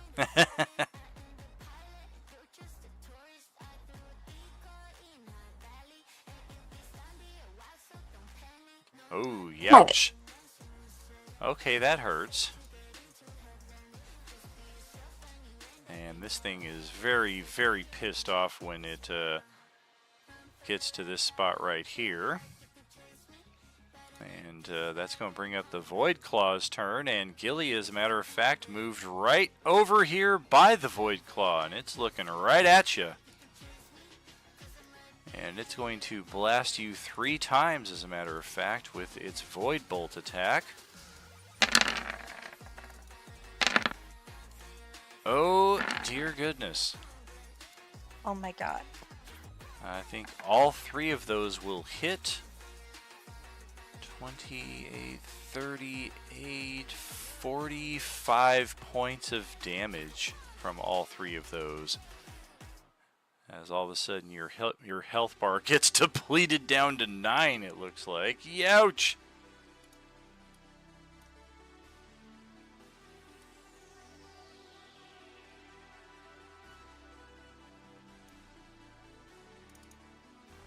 And following that, I think our Void Claw is actually going to back off back into the gloom up here after almost destroying Gilly there. You can mark the health off of your character sheet or off of your token. They're linked to each other, so it will track on either. And then we've got that Beholder zombie to end off the session. Oh my goodness. Hey, look, we're finally on the board. Way the hell up here. Who do we have line of sight to? I'm guessing probably only Ozzy. Yep. The only one we can The target. very burned Ozzy. The only one we can target is the dead guy. That's nice. Oh, the Beholder uses Revivify? Oh my god. Sure, why not? One of us. One of us. I suppose I will move another 20 feet. And I'm going to ascend as well, just so I don't get swarmed by some fast-moving melee hustler. So yeah, we're going to ascend another 20 feet as part of that movement, 40 feet in total. And that, yeah, that was an intense round, but we got a lot of foes on the field. We got a lot of AOEs that needed to be done. So we can wrap it right there. Let's get the initiative tracked into the channel as always. And whoever tracks the initiative. We know that my character needs to go back to Wednesday. How are we going to play that, or should we just do one quick thing for my character to get out of here? I will just pop that portal back up to drag you right back to Wednesday. That's one of the easier facilitations in this respect. As I was starting to say, black hole portal. Whoever is tracking the initiative in the channel, if you would kindly note that I have a ghost initiative on 5.18. I will need that information for next time around. You probably don't want me re-rolling that initiative because it is going to likely be higher. So make sure to track that I have a ghost initiative on 5.18. Thank you so much for that. We're going to send this to the closeout here on the Streamland side of things. We're going to send it back to the starting screen on the Roll20. Man, this has been lagging all night for me on Roll20. Come on, let me interact. There we go. What was the number again? 5.18. for the Ghost Initiative right there. And yes, indeed, special shout out to Don there, stepping in 2 sessions in a row here. I knew we were missing Jay, who is arguably right there next to Ozzy as one of our more powerful hitters in the party. Merlin is definitely stepping up in that respect. But missing even one of those 3 characters for a battle like this definitely felt like we could use some extra firepower. So thank you for that. It's my pleasure. Don. Very cool, and thank you for our 6 players here at our core of the Thursday crew who showed up and were part of this session. We are, as I said, we're inching ever closer to infiltrating the Yakuza. They're somewhere around here. This is a boss level encounter that we have found ourselves in, so you may be reconsidering your choices not to take that short rest earlier that we possibly had opportunity for. Although if you make it through this battle without having taken one, that is a pretty awesome bragging right. So much thanks again, friends. Thanks for being here. Thanks for tuning in on Streamland. We will catch up with you Sunday night as we put a close to week 12 here of the Coalescence Act 5, 6 p.m. Pacific. Stu Crew will take it over from there. Much love, friends. Thanks for joining in tonight. We will see you then, and you know it, as always, there's no RU without you. Have a good one, all. Thanks for running it. Night, Have a night. night. Thanks, guys. Thanks for the session. Good night.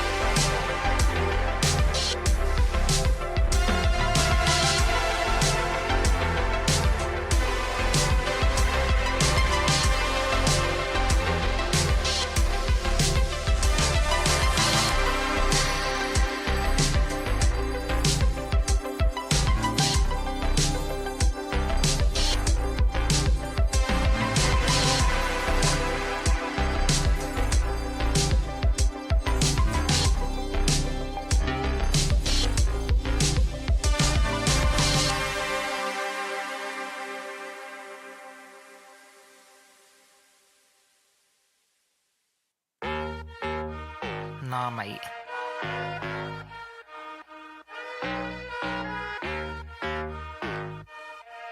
Oh, knock, knock. Something real, something raw, not accidental, no, I'm sure. You're not needed, show you the door, but what's that, yeah, are you sure? Yeah, that's a rental, yeah, what a bore. Lying, nothing in your core. Buying, yeah, what for? But do what I need to, always sure. Something real, something raw, not accidental, no, I'm sure. You're not needed, show you the door. What's that, yeah, are you sure? Yeah, that's a rental, yeah, what a bore. Lying, nothing in your core. Buying, yeah, what for? But do what I need to, always sure. Boring, never been that. I get paid, bro, just to relax. Yeah, more money now, yeah, more tax. Suited it now, don't worry about that. Boring, yeah, I've never been that. I get paid, bro, just to relax. Yeah, more money, but yeah, more tax. But suited it now, don't worry about that. Flexing, yeah, but your soul is empty. Dripping in diamonds, Fenty. Dripping in vibes, got plenty. Got the technique, yeah, like Jet Li. Ow. One little chop like pow. One little hit like wow. Living for the now, live for the sound. Nice for the dollar, but I'm making a pound, yeah. Worry about that. No, don't worry about that. Worry about that. Worry about that. Like, no, don't worry about that. Something. Worry about that. No, don't worry about that. Worry about that. Worry about that. Like, no, don't worry about that. Something real, something raw, not accidental, no, I'm sure. You're not needed, show you the door. What's that, yeah, are you sure? Yeah, that's a rental, yeah, what a bore. Lying, nothing in the core. Buying, yeah, what for? Do what I need to, always sure. Something real, something raw, not accidental, no, I'm sure. you're not needed, show you the door. What's that, yeah, are you sure? Yeah, that's a rental, yeah, what for? Lying, nothing in the core. Buying, yeah, what for? But do what I need to, always sure. Knocking in the door, knocking in it one time, knocking in the door. Always sure. Knocking in the door, one time, knocking in the door. Knock. Hello, something real, something raw, not accidental, no, I'm sure. You're not needed, show you the door. What's that, yeah, are you sure? Yeah, that's a rental, yeah, what a bore, lying, nothing in the core. Buying, yeah, what you for? Do what I need to, always sure. Fuck off. That's what you gotta tell them sometime, you know. Fuck off. See you later, mate. All the best. Something real, something raw, not accidental, no, I'm sure. Something real, something raw, not accidental, no, I'm sure. No.